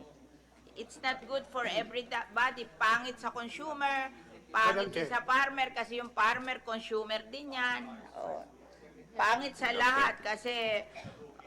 Last. Siguro, tapos, okay, dahil nga medyo magka-fluke yung 2018, kahit ikumpara natin yung 2017, 2019, may pagbaba ng farm gate price by more or less mga 1 peso, no? So, ang hinahanap natin ngayon, under the leadership of the chair, is paano natin matitignan kung saan may pagkukulang yung implementation, kung kaya't sa halip na higit na makapakinabang ang mga maliliit na magsasaka sa safety nets, ay nagkakaroon ng ganitong pagbaba ng farm gate price. Kahit patignan lang natin yung 2017 to 2019. Madam Chair, Okay. Can I answer that question, ma'am? Madam Chair, We recognize Congressman Vic. Yes. Ma'am, tama po kayo. I sincerely believe na hindi dapat umabot ng ganyang presyo ang palay at saka bigas. Pero ganun na nga nangyari because of inflation, because of the excise tax, of course, on fuel. Pero ang relationship ang mahalaga rito po, siguro. In 2016 and 2017, yung sinasabing doble ang pagkabili ng average farm gate to the cost of regular milk follows. Hanggang sa itong panahon na nag-set, siguro ito yung data na siguro in the coming months, kinakailangan natin obserbahan. Makikita nyo sa May, June, July, pagpasok na siguro ng importation lalo na, ang relationship ho, mababa na yung presyo, it's not doubled, it's more than like 1.2, 1.3. And nare-retain yung kita doon sa benta, pero doon sa palay, liliit ng liliit because may flooding na rin ng importation which is cheaper at about 32 sa sinasabi ni Kapaeng. So ito lang yung kinakailangan i-safeguard na titignan natin. Madam Chairman. Recognize Mr. Montemayor. Okay. Madam Chairman, we would like to share some practical proposals that can be of immediate impact in addition to the ones previously mentioned already. Unang-una po yung may mga remedies po, trade remedies sa within the existing law, 11203, as well as, for example, the Safeguard Measures Act, 8800, to help our farmers address the extremely low prices of palay brought about by what we call import surge. Ang ibig ko sabihin ng import surge, biglang dumagsak po dito sa ating bansa yung napakalaking volume ng inaangkat po na bigas. Ang basis po nito ay sa loob po ng first 7 months ng taong kasalukuyan, pumasok po based on PSA data, humigit kumulang po 2.4 million metric tons po ng imported rice. Yung 1 million po, roughly, pumasok po January until just before the effectivity of the Tariffication law on March 5. And then yung balance po na 1.4 million metric tons, pumasok po nitong from March until July. That is already 17% po ng ating annual rice requirement. Tingnan po natin, I think ang self-sufficiency percentage po natin is roughly what? 90 to 93%. So dapat, ang pupunin mo ng importasyon para maging food secure tayo, mga 7. 17% na po yung pumasok eh. So that already is a very strong indicator na sobra po talaga ang supply po ng bigas dito gawa nitong importasyon. And that qualifies to be called an import surge. May remedyo ho ba ito? Meron po, Madam Chairman and members of the committee. I mentioned po the In the rice tariffication law, there is a special power for the president to impose something in case na may problema. Nilagay namin yun sa rice Opo. tariffication. Pero ang problema po doon, hindi makakatulong sa ating magsasaka yung particular provision na yun kasi ang power ng presidente doon is to reduce the tariff rates. O gusto natin madagdagan eh. Para pwede niyang maging pigilin mas... yung With all due importation. respect, may I read section Or 7 reduce or po? even increase, The but not be President may 100%. increase, Correct. reduce, revise, or adjust existing rates of import duty. Not to exceed 100% when Congress Pwede is at niyang session. i-increase yung mga duties. Ayan. Pwede pa rin Okay. siya for a limited period or specific volume, allow the importation of lower apparent tariff. He can also, in the case of calculated out-quota tariff rate, pwede Yeah. pa rin. And So I there are know- many things that can still be done. Kaya po ako nagtataka, bakit dapang-dapa na tayo dito sa rice tariffication? Parang wala na tayong magawa. Marami pa pong magagawa. Opo. Isa pong pwede natin magawa, Madam Chairman, yung pagpataw po tayo ng tinatawag na special safeguard duties. It is allowed under the law and the WTO rules. Kaya lang po, limited po yung pwede po nating ipataw na karagdagang tax on imported rice.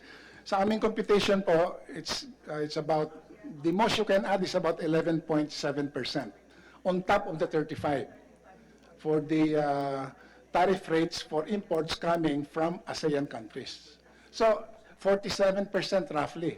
It will help a bit, but we think it's not enough. Kasi nga, we pegged ourselves to that 35 eh. Alam po Hindi ninyo, po. Madam... Sa ASEAN lang yon. ASEAN Opo. lang po yon.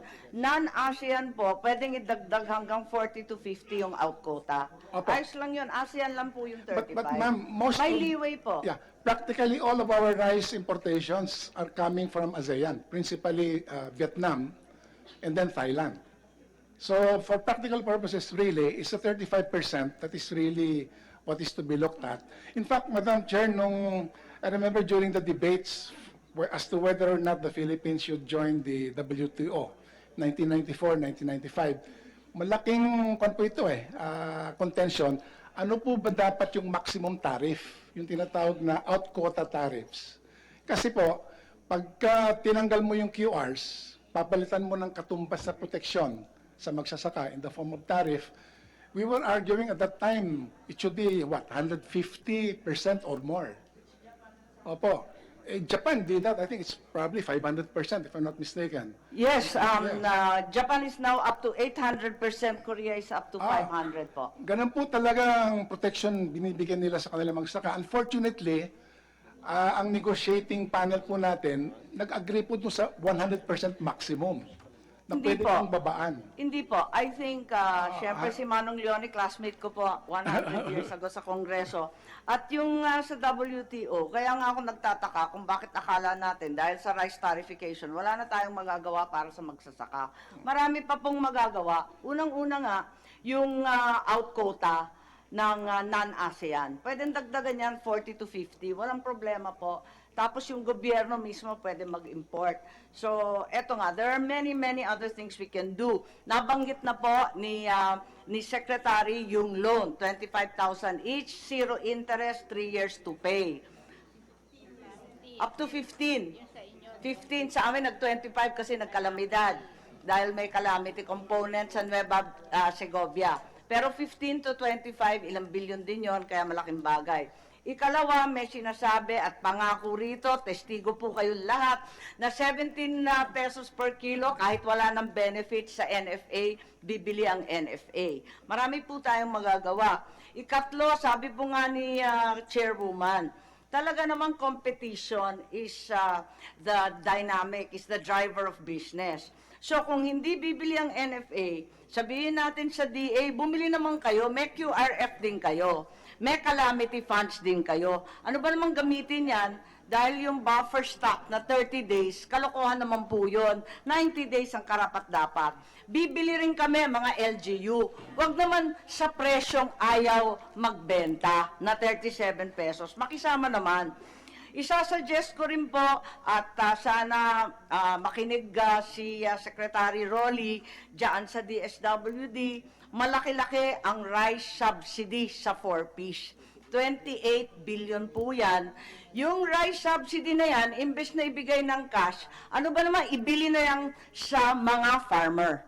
Yang 28 billion, diretso nang ibili sa ating mga marginal small farmers priority. Pagkatapos, ibigay na in kind sa DSWD 4-piece recipients. Meron rin silang SLP na umaapak na ng 20 billion. Yung SLP, yung Sustainable Livelihood Program, ano ba naman, ibigay na rin at i-prioritize ang ating mga magsasaka. So eto, wag tayong nag-iinarte na wala nang magawa. Marami pong magagawa.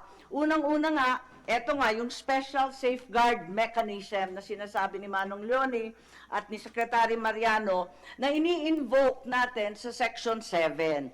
The President can intervene. He can amend, he can increase, he can revise the tariffs and look at the out quota. Usapan lang sa ASEAN yung 35. Yung iba pwedeng idagdag sa 40 to 50. We can raise a lot of money still. Marami pang mare-raise. So ikalawa, marami pa tayong mga options na iba-iba. Nakita natin, the Singapore government, for example, hijacks ika nga, 25% of private importations kapag kinakailangan. Bibili nila at cost, tapos papataw ng 5% margin kapag nag-uumpisa na naman ang smuggling. Pwede rin po natin gawin yan. Just because may tariffication, wag natin sisisihin. Marami pang regulation, marami pang government intervention ang magagawa. Maging masinop lang at masipag tayo sa ating trabaho. Madam Chair, just to add to the issue of the special safeguards, ang kabutihan po nito, automatic po ito eh. Pagka tumama po yung import level ng a certain volume, in our estimate, it's 1.8 million metric tons. Automatic, papataw na po yung yung additional 11.7% duty that will add to the RCEF collections. But ang meron pong mga preconditions, Madam Chair, the Tariff Commission and NEDA should come out with the so-called tariff equivalent. Kasi pag wala pong notice sa NEDA that we have tarified through the law, then this is a tariff equivalent for out quota, baka we cannot avail of this automatic trigger mechanism. Under the rules, Madam Chair, ng Republic Act 11203, I think NEDA and Tariff Commission were given 45 days. It's now, 6 months since March 5, which was the effective date. Have they already notified the WTO? Kasi pag wala pa pong notification, baka wala po tayong effective access to this automatic triggering mechanism. So maybe it would be good to ask them if they have done this. Number two, Madam Chair, yung sinabi po ni Senator Marcos regarding the President's authority, well, in Singapore, nabanggit po nyo yung the government comes in, I think, to allow government importation of rice. Government doesn't import. Kukunin po nila 25%, i-reserve nila yung 25% ng private importation at cost plus 5% margin. Okay, Kapag so matindi na yung smuggling o nag-uumpisa, Customs Administration rin po talaga, kaya nananawagan rin tayo sa Customs. Opo. Yung pangalawa pong trade remedy that we, by the way, all it needs in the case of special safeguards is for the Secretary of Agriculture to inform the, I think, Bureau of Customs, to the DOF Secretary, na magpapataw siya ng, kasi na-breach na po yung 1.8 trigger volume. So yun lang po, sana tingnan mabuti yan, kasi that can be done immediately. We have already mentioned this to Secretary Dar. Pangalawa po, yung sa safeguard measures mechanism under 8800. Again, mas matindi po yung duty protection nito kasi pag through proper investigation by the Secretary of Agriculture and the Tariff Commission, na because of sheer magnitude of the volumes coming in, there is serious injury or threat of serious injury to a particular sector, in this case rice, pwede pong patawan po ng walang limit po, I think, yung tariff rate. Yes, Until that's right. such I think that's what injury is Japan and addressed. Korea have exploited po. Opo, sa cement industry, ginawa po yan ng Tariff Commission eh. Kaya nagtataka po kami, bakit parang wala pang preparatory steps? Maybe the Trade Remedies Unit of DA can already collate the data, maybe with the help of the attaches of DA and DTI, para makita yung proper kwan. Meron po kami nakita, Madam Chair, na down the road, baka dapat pong i-review natin yung total removal of QR under Section 3 of the Rice Tariffication Law. Kasi tinanggal po natin lahat including all laws and provisions thereof which are inconsistent. The Safeguard Measures Act 8800 allows for QR imposition in order to protect local producers in addition to the tariff rates. And, Ang comment ng economic managers natin, ayaw na nila niyang regulation na ganyan kasi it has become a tool for local cartels to suppress farm gate prices. Ma'am, but it's allowed by WTO. Yeah, it's So why allowed, are but we ayaw nila tying our kasi hands? na-abuse Na-abuse sa atin kaya ayaw nila niyan Siguro, may suggestion pa yung Secretary of Agriculture na maghihigpit na lang doon sa phytosanitary. Para malimit yung... May parang suggestion gusto po kami nilang dun sa- ibang gamitin na ways to control importation. Pwede yung higpitan yung phytosanitary or mag-impose nung additional tariff. But ayaw na nila yung NFA regulation na yan na hindi naman nakatulong sa mga farmers. Kung maganda yung policy na yan, 22 years may QR on rice, bakit hindi yumaman yung mga farmers after 22 years? Ang yumaman lang yung mga traders and Anyway, ma'am, cartels. So, there's something wrong with that, kaya ayaw na nilang ibalik The yun. committee may want to look at it. Kasi sayang din bakit natin tinatanggal yung Madam reserve Chair. power na down the road, baka pwedeng gamitin pa yan Madam Chair, there's another mechanism po that other countries have used. Kasi nga, sagad na yung special safeguard mechanisms na yan. There's another heading po, yung special products to be carved out. Some other countries have actually done that. They carve out special products with an appropriate list based on reasons with food security, livelihood security, rural development. Pag umabot tayo sa puntong yan, pwede naman tayong gumawa ng listahan itong mga special products na alisin natin. So, pwede rin yun kasi nagawa rin ng ibang bansa. I see Secretary Mariano po, gusto ninyong magdagdag ng Madam Chair. Can I just complete? Nandyan din po yung anti-dumping duties. Again, it's allowed by law. Pagka yung halaga na dineklara po ng importer sa kanilang imported rice ay mababa in relation to the reference values of the BOC, Bureau of Customs, pwede pong patawan ng anti-dumping duty yan, sasagutin po ng importer. Kasi ang effect po ng under declaring the true value is to depress the price of eventually of local palay. Another important item po rito yung collection po by the Bureau of Customs.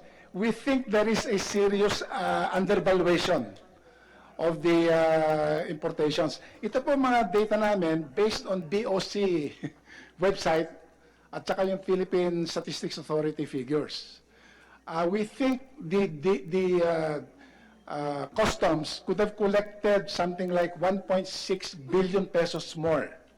Again, this goes into the RCEP fund, Madam Chairman. Ang problema po kasi tatlo po yung naging nakita namin. Yung isa po, hindi po tama yung dinideklara na freight on board price ng imports. Mababa.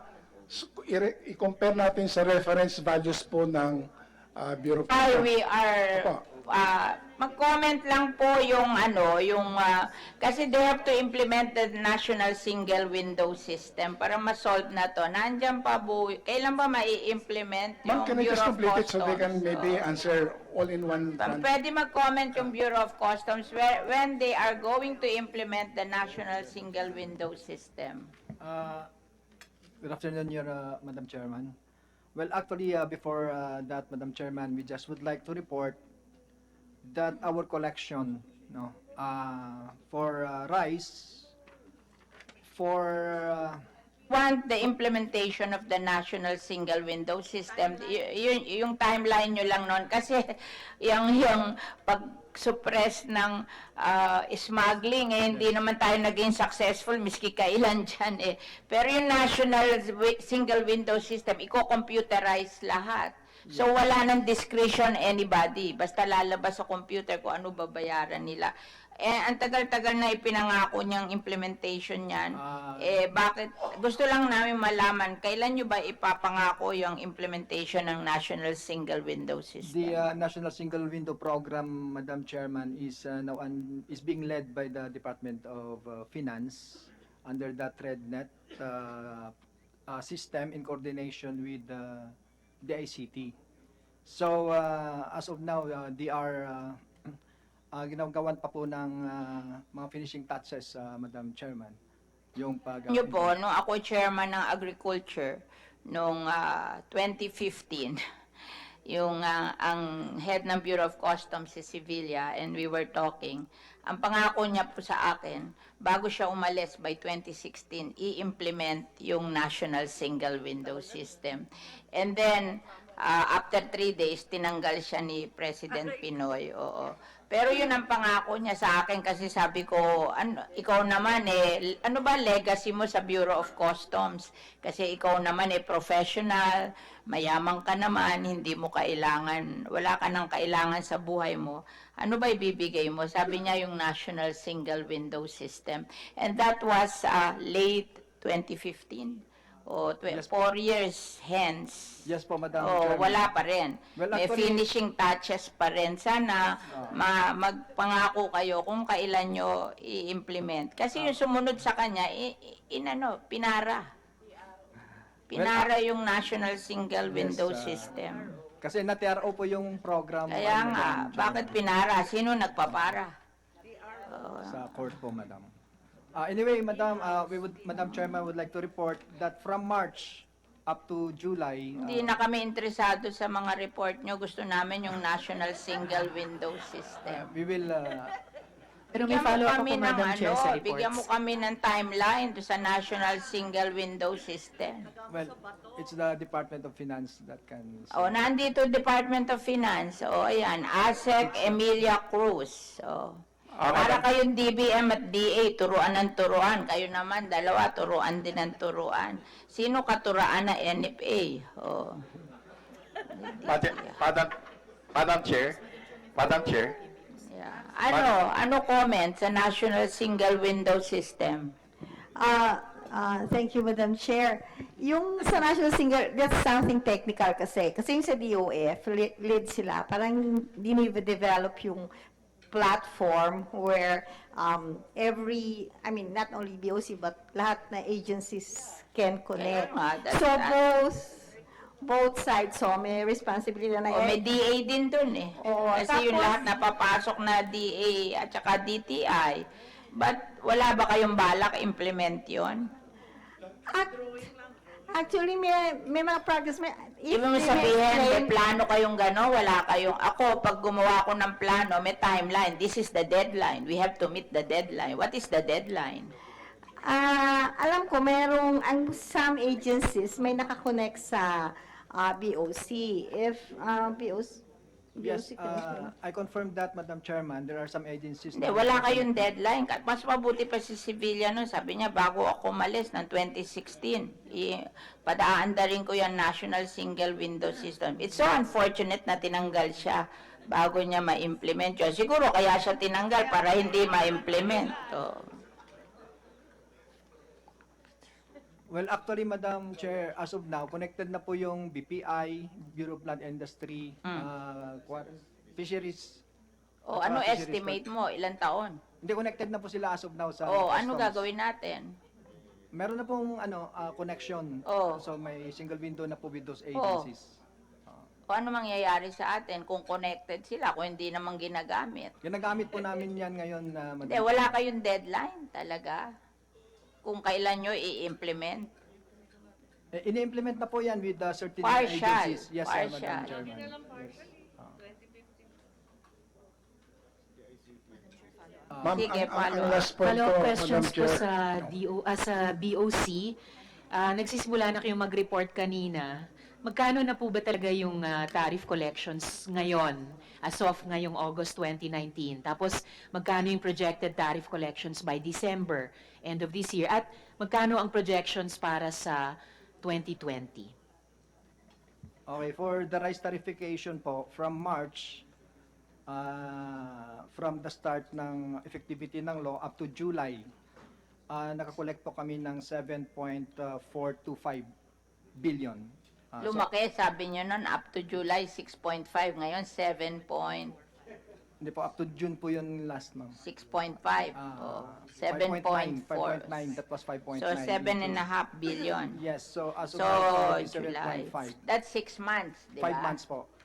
5 March, months. April, So, May, June, Madam Chair, July. our figure is 7.837. So medyo mas maliit yung figure po nila. 7.837 po yung sa FFF na. 7.8, sa kanila So, 7.4. So maybe we bakit can po may help mga discrepancies, pagkakaiba-iba sa Billions. sa computation? Well, this is our official report from our collection service. So yung official po ng BOC 7.45 B. 425. 425, sorry. 7.425. sa 5 months. In 5 months. Ang 5 months, kung 6B 5 months, dapat 5 months, 10B a year, dapat 750. Oh.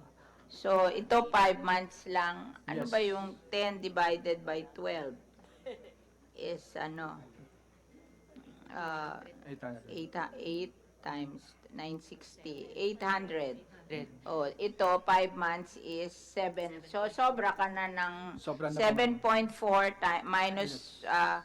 4 lang yung 800,000 times 5. Di 4 million. Di may sobra ka ng 3.4, di ba? Yes po. For the period. So malaki sobra, Malaki di po. ba? We are averaging So 1.5 mag-blow out na a month. tayo sa farmer, malaki ibibigay, di ba? I second the motion, O Madam Chair. DBM, as you Madam Chair, promised. Ma'am, Madam Chair, a final Sige, point po. sige, By sige, December oh. Price of rice, retail. Yes po. Can we have a... And then pwede pong kumpletuhin yung nung BOC, anong projection yung target collection total by December this year at projection nyo for 2020? Ikaw na. Well, as of now, Your Honor, we are averaging mga 1.5 billion a month. No? So kung tuloy-tuloy po hanggang December, that's going to be 1.5 times 5 for the remaining months. So kung 1.5 additional per month, Times 5, that's going to be 7.5 again. yes. And then for 2020, ganun din po yung base nyo, mga 1.5 a month. Kasi as compared to last year po, per volume, lumaki po ng sobra sa doble po yung volume. ng Therefore, rice. meron po bang amount na pwedeng gamitin pang additional safety nets sa mga magsasaka? Halimbawa, financial assistance, funding increase for RCEF, yung ganun po.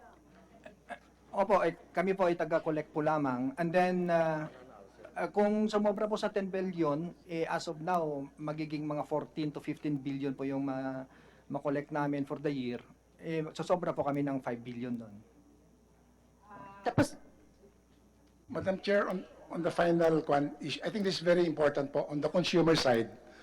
Tinignan po namin yung presyo po ng imports sa regular milled rice. Ito po from effectivity of the law, no? Up to the present.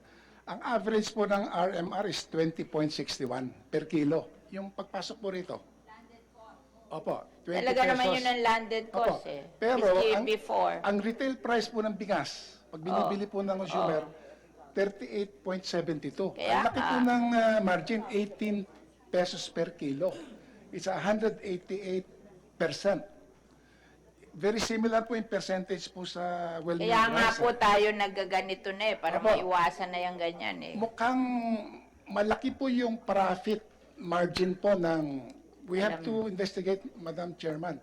Is it on the importer side or is it from the importer to the first buyer? Kasi po yung importer, pag nag-import, gusto niya agad ibenta eh. He doesn't want to be saddled with the holding of the importer. Has always been the landed cost of import Yeah, nga po. sa Philippines, 21. Pero sobrang laki po ng Eh ng talagang margin. kung kontrolado yung i-import, di kontrolado din yung price, di ba? Yun nga po. That's why we are trying to empower the LGUs, the other people to buy their rice and trade their rice, the farmer, the co-op, because this is really the problem, the control of traders in the price of rice. ma'am. Kaya natin to pinasa, baka sakali, maayos natin to in the near Yun nga po, future. kasi on the consumer welfare side, magtataka tayo, bakit, who is monopolizing this 18% differential? Okay. Kaya po, Madam Kasi Chair, sinabi ng following up consumer, kay... Ma'am, kukunti po yung, yung tinignan po namin yung behavior ng rice prices since the law took effect.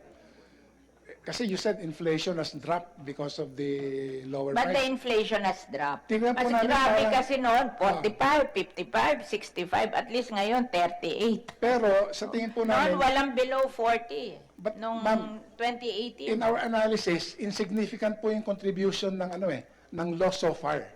But if we can address this large differential, I think we can see a bigger impact on the inflation rate. Okay. Yun lang, medyo matatamaan yung farmer kasi pagka bumagsak yung Okay. retail price to 35, 33. So dapat tignan din po natin yung impact sa magsasaka. Binabantayan po yan. Opo, yung dalawang kwan na yun. In relation, Madam Chair, dun sa isang huling punto ni Leonie, it was also in the privileged speech of Senator Kiko na imbestigahan nga ng Philippine Competition Commission possible manipulations and anti-competitive They're practices. investigating. It's Thank you, Madam Chair. confidential daw. Anyway, can we recognize SINAG for their figures on importation and smuggling? Okay, thank you. Yeah. Para at least makakita ng tao bakit mababa yung presyo, no? Dahil yung undervalue na pinasok.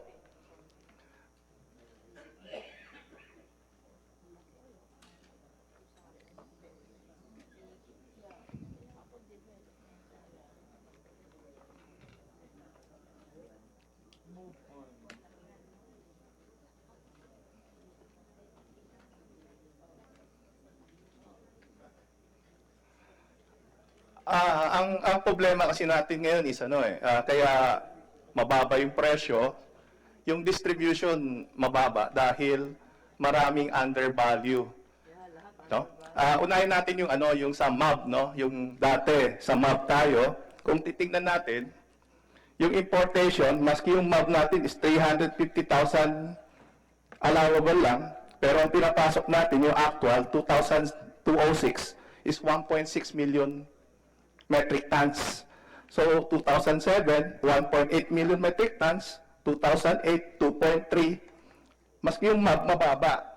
Outside the MAB, ibig sabihin, yung nakokolekta natin na taripa, yung nasa MAB lang. Outside doon, pumupuntang NFA na walang taripa. So, sayang na hindi nakokolekta ng gobyerno yung pera. Ngayon, kung titingnan natin yung 2014, ang pinasok pa rin natin is 1.7 million metric tons, no? Maski yung MAB is 805, in-increase na nila, almost kalahati, walang koleksyon. 2015, ang pinasok natin is 1.9 million metric tons. Ang 2016 is 989, 2017, 107. Itong 2018, 1.9 million metric tons ang pinasok natin, yung kalahati, may taripa, yung kalahati, wala, no? And may smuggle kami nakita na 451,000 metric tons noong 2018.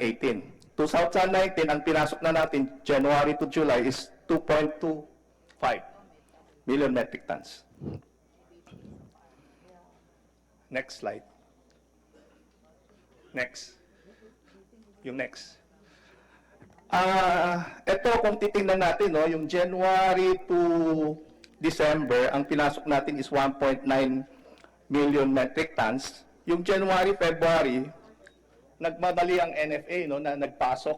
Kasi silang authority pa, wala pa yung rice tariffication. Almost ang pinasok nila is 900,000 metric tons. So, kung titingnan natin, yung without, wala pa sa rice tariffication, ang government, tsaka private sector, ang pinasok na 2.5 million metric tons. So, yung sa rice tariffication, after na-approve, ang pinasok lang natin, more or less, is 1.37 thousand metric tons. Next. Next slide. Next. Yung sa ano, susunod pa, susunod. Next slide. Hindi makita eh. Next. Next. Basta 2 times yung import. Yeah. 60% lang ang din. Ito yung ano, yung importation, no? Pagka titingnan natin yung per metric tons, may mga undervalue na $254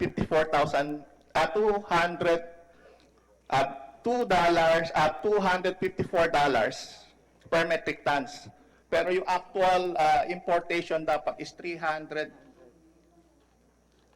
per metric tons. Kung ito is isomo total mo ito mula January up to July. Next slide, next slide. Up to yung may figure tayo. Next. Next slide. Next slide. Next. Ito, no? Ang dapat na makolekta dapat natin na tariff for additional, yung undervalue is 363 and 730 na additional tariff sana na hindi nakolekta ng Bureau of Custom dahil maraming undervalue. Kaya yung mga ibang traders, kung yung mas mababa yung value, makakabenta sa outlet ng mas mababa. Pero ang problema is ang mangyayari niyan is bababa yung presyo ng palay. So dapat makolekta ito ng custom, i-recheck yung mga nag-import kasi yung mga iba tama yung mga nagbayad unfair. Unfair dun sa mga businessman na nagpasok na nagbayad ng tamang taripa. So dapat makolekta itong 700 million sa mga nag-undervalue. Yeah, parehong source, parehong supplier, pero yung presyo ang layo. Bakit ang layo? Bakit ang layo? Ang isa pa gusto natin malaman, ang NFA nagbigay ng permit yata ng January for the out quota importation. Natuloy ba yung importation ng out quota? I'm not aware kasi retired na po ako noong January 2019, sir. June 18, ma'am. OIC Tom's Cares. Wala siya. Wala po, sir. Kasi based on Tom dun pa ba sa siya? Assistant mo? Deputy Administrator. Tanungin mo at mag-report ka sa amin. You put it in writing. Yes, ma'am. Will do. Ma'am, based on yung, Madam Chair, based on the out quota ng NFA, dapat 50% yung tariff nito. Hindi 35% ang tariff. So, dapat i-check yung importation ng na-release ng NFA, yung permit, bakit hindi 50% yung collection? I was informed by the Assistant Administrator for Finance and Admin that the NFA issued the import quota for out quota from January to March 4, 2019, Madam Chair, before the effectivity of the Tariffication law. Pakiulit po, natuloy ba? Nag-issue daw po ng NFA ng import permit for out-quota importation from January to March 4, 2019, before the effectivity of the tariff RTL, sir. Dapat ang collection ng custom doon is 50%. Kasi out quota yun eh. Bakit sa record ng custom is 35%. So, kung 50% yan, mag-collecta ulit sila doon sa mga importer. May adjustment yun para at least tama yung collection. Kung hindi, sayang yung makokolekta.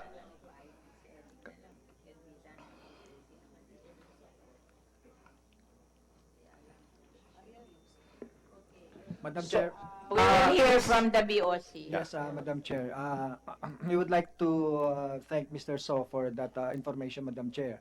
In fact, as of now, Madam Chair, for the assurance of the people, ang Bureau of Customs po ninyo ay ginagawa po namin ng lahat para maprotektahan ang ating bansa sa pagpasok. Bakit half the price, yung nag-undervalue hindi ba may value naman basis? Bakit Yes. ma-undervalue pa? Ang ano po kasi because of the rules or the methods of evaluation under the WTO rules, yung Same supplier, same Yes. source, Vietnam. Tapos yung iba mababa, yung iba mataas. Yes, some importers kasi are presenting yung mga documents that seem to be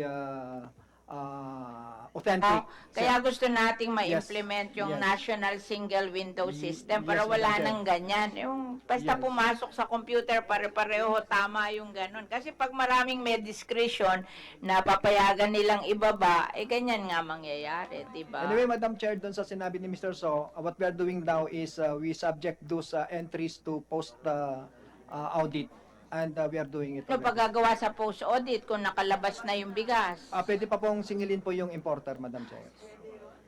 Madam Chair, habang hindi pa operational yung National Single Window System, ano ba ang basis ng BOC sa valuation sa ganitong mga imported Yes, na as of bigas? now, Your Honor, we subscribe to an online site, no, online site, the Live Rice, no, which updates the prices of rice every week according to the world market. And every week po, ina-update po namin ang lahat ng aming mga frontliners regarding the values of rice, whether it is 100%, 5% broken, 15% broken, and we update that every week.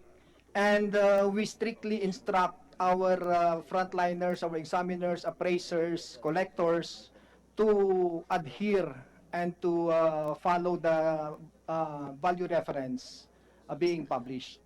So kung meron po kayong strict instructions, meron naman po kayong ginagamit na online site, global standards ito, weekly updated, bakit nagkakaroon pa rin ng undervaluation? And can you and the DA agree on the proper amounts na dapat maibayad ng importers na yan sa gobyerno? Meron po kasing naglalaro po kasi minsan yung prices na world market. That's why updated po yan every week yung prices ng bigas. Hindi sir, sinasabi nyo nga updated every week. So every week, alam natin ano yung tamang valuation. Ano yung tamang dapat singilin at mabayaran sa gobyerno. So why on a week-to-week basis, posible pa rin may undervaluation? Madam Chair, yung kunyari isang day, no, one day, yung isa nagpasok ng $280 per metric tons, yung isa nasa 350. Same supplier, same 5% broken. So paano na-evaluate ng custom yun na ang layo ng diferensya? Madam Chair. Well, actually, Madam Chair, no, yung pursuant to the statement of Mr. Montemayor sa press release nila, we are now conducting an investigation among all the ports, no, para ma-determine kung anong ports ang merong mga undervaluation. Kaya po nung 2014, nag-imbestiga kami ng 1 taon. Tapos after that, nagpasa pa kami ng large-scale agricultural smuggling as economic sabotage and non-bailable. Hanggang ngayon, wala naman pong nahuhulit, napapakulong. Non-bailable is kulong agad hanggang ma-prove na hindi guilty para makulong naman kahit sandali. Hanggang ngayon po, walang nangyayari doon sa pinasa namin batas. Nababasa ko po sa dyaryo, ang dami-daming nahuli kasi 10 million ang rice Ang economic sabotage is 10 million and above. Sa dyaryo po, ang daming nahuli na 10 million, pero wala naman pong nakasuhan, miski isa. Kaya minsan nawawalan na tayo ng pag-asa. Ano ba gagawin natin dito sa ating bansa? Ganyan na lang palagi. Kaya nga, tinatanong ko sa inyo, kailan nyo i-implement yung National Single Window System? Because that's the only way na matatapos na to, na computerized, walang discretion ng examiner, anybody, basta susundin ko ano yung nakalagay sa computer, di ba? Yun ang pangarap natin, and always I'm asking when it will be implemented. Pero sana maglagay tayo ng deadline, Department of Finance. Huwag naman sabihin, meron po, pero hindi alam kung kailan ang deadline. Sana naman bago umalis si President Duterte, meron ng National Single Window System, di ba? Madam Chair, kung pwede rin tanungin sa custom, ito po yung mga nasa loob ng custom, almost 1 million bags na bigas na smuggled. Hindi abandon, no? Na hindi na kinuha. Mga Irrigators Association, anong mangyayari dito? Yung mga ito is dapat final ng case ito kasi kung inabandon nila, walang permit, bakit nasa loob pa ng custom ito? Ba't hindi ibigay na lang sa DSWD or ibenta sa DSWD? Kasi kung hindi, kung tatagal ito, masisira lang, sayang itong mga bigas na ito. Yes, sir. Actually, naka-prioritize mo yan for this position, ma'am, for public auction or for donation. Large-scale agricultural smuggling yon, economic sabotage and non-bailable.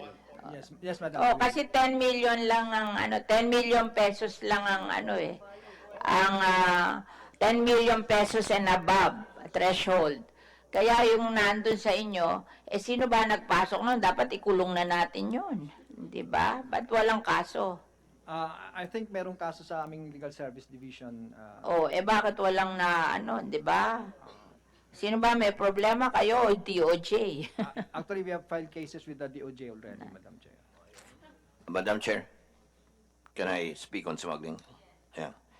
Alam po ninyo, I was the chairman of the anti-smuggling group, no? And I'd like to let you know that you can measure smuggling, and there was a time when we cut smuggling by 25%. Why is that? It is because at the time we caught them with General Reyes, and everybody was scared of General Reyes, right? Today, who is watching you? I've talked to the different people, no? And you not only did that, you canceled our monitoring.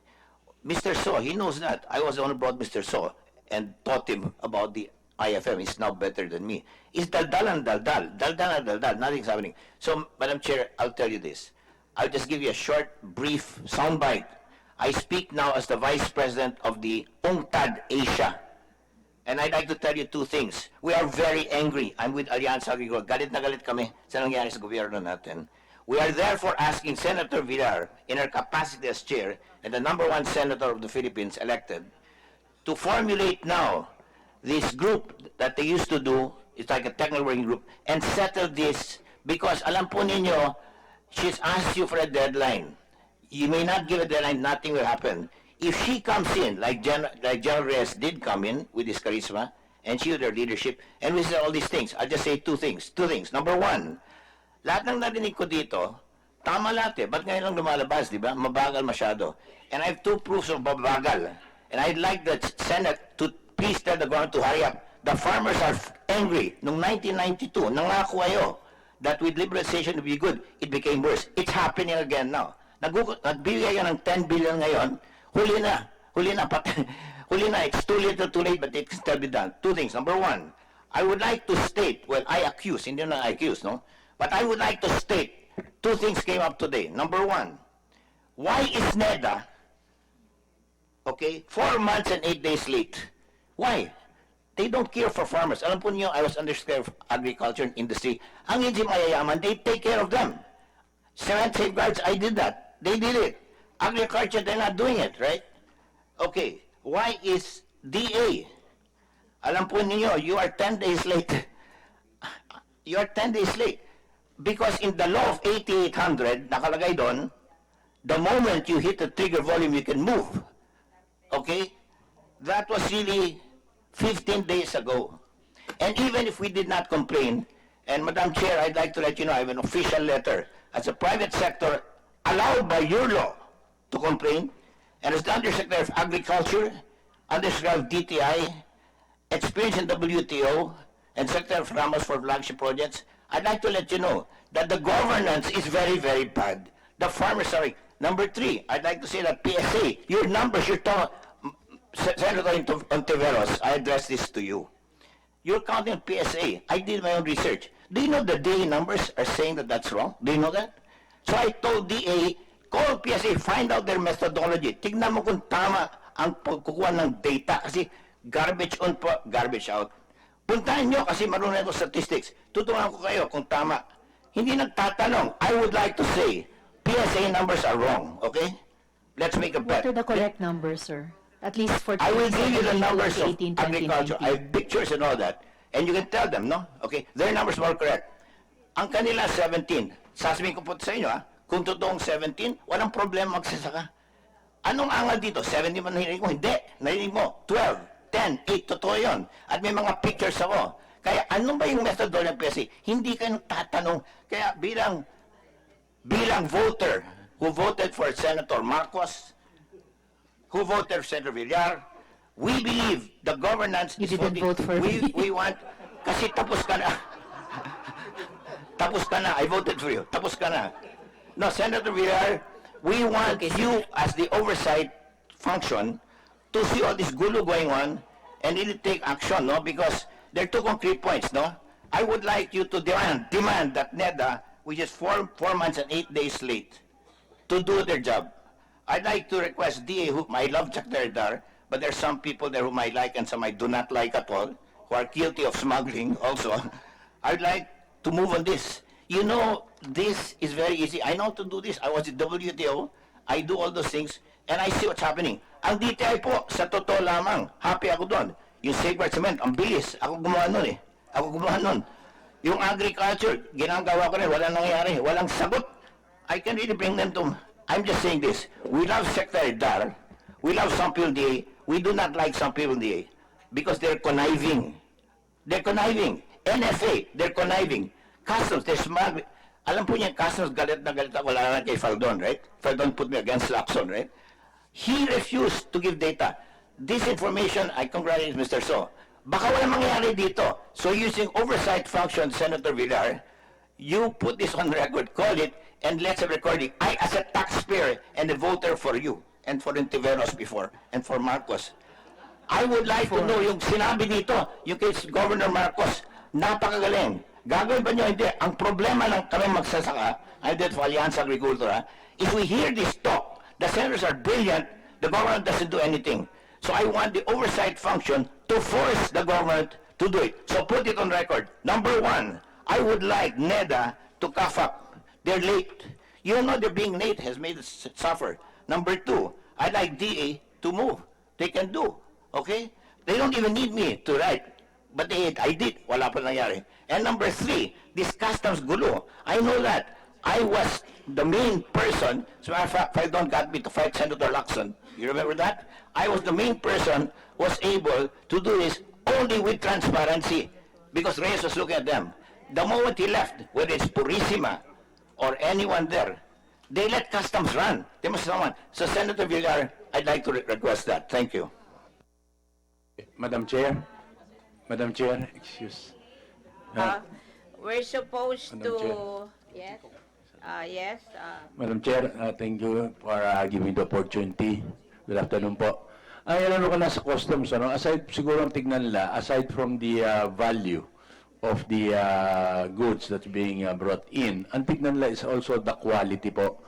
Kasi the quality, the smuggler declares only 65% whole grain, 35% broken, the price is much cheaper. Where in fact, ang laman po ng container, either 5% broken, 95% whole grain, o malagkit. Yun po ang malaking ano rin, although this is a big task on the part of customs, pero ngayon, naghihigpit sila sa valuation, doon naman nila po dadaanin. So, siguro mag-isip po tayo paano, siguro with the help of NFA na maglagay doon para pag iano ron, o ang nilagay niya 65-35, which is much cheaper, where in fact, ang laman nun is 5% o malagkit. Malaki po kasi ang diferensya nun. Salamat po. Maraming salamat po. Since it's getting late, we've been here since 9 o'clock. We suspend this public hearing. Let me announce that Senator Francis Pangilinan and Minority Leader Senator Franklin Dillon have requested that the committee would soon set a second hearing on our concerns not discussed today, and following their request, our second hearing is hereby set on September 3 at 9 a.m. An official invitation shall be sent to you by the committee. This public hearing is hereby suspended. Thank you very much.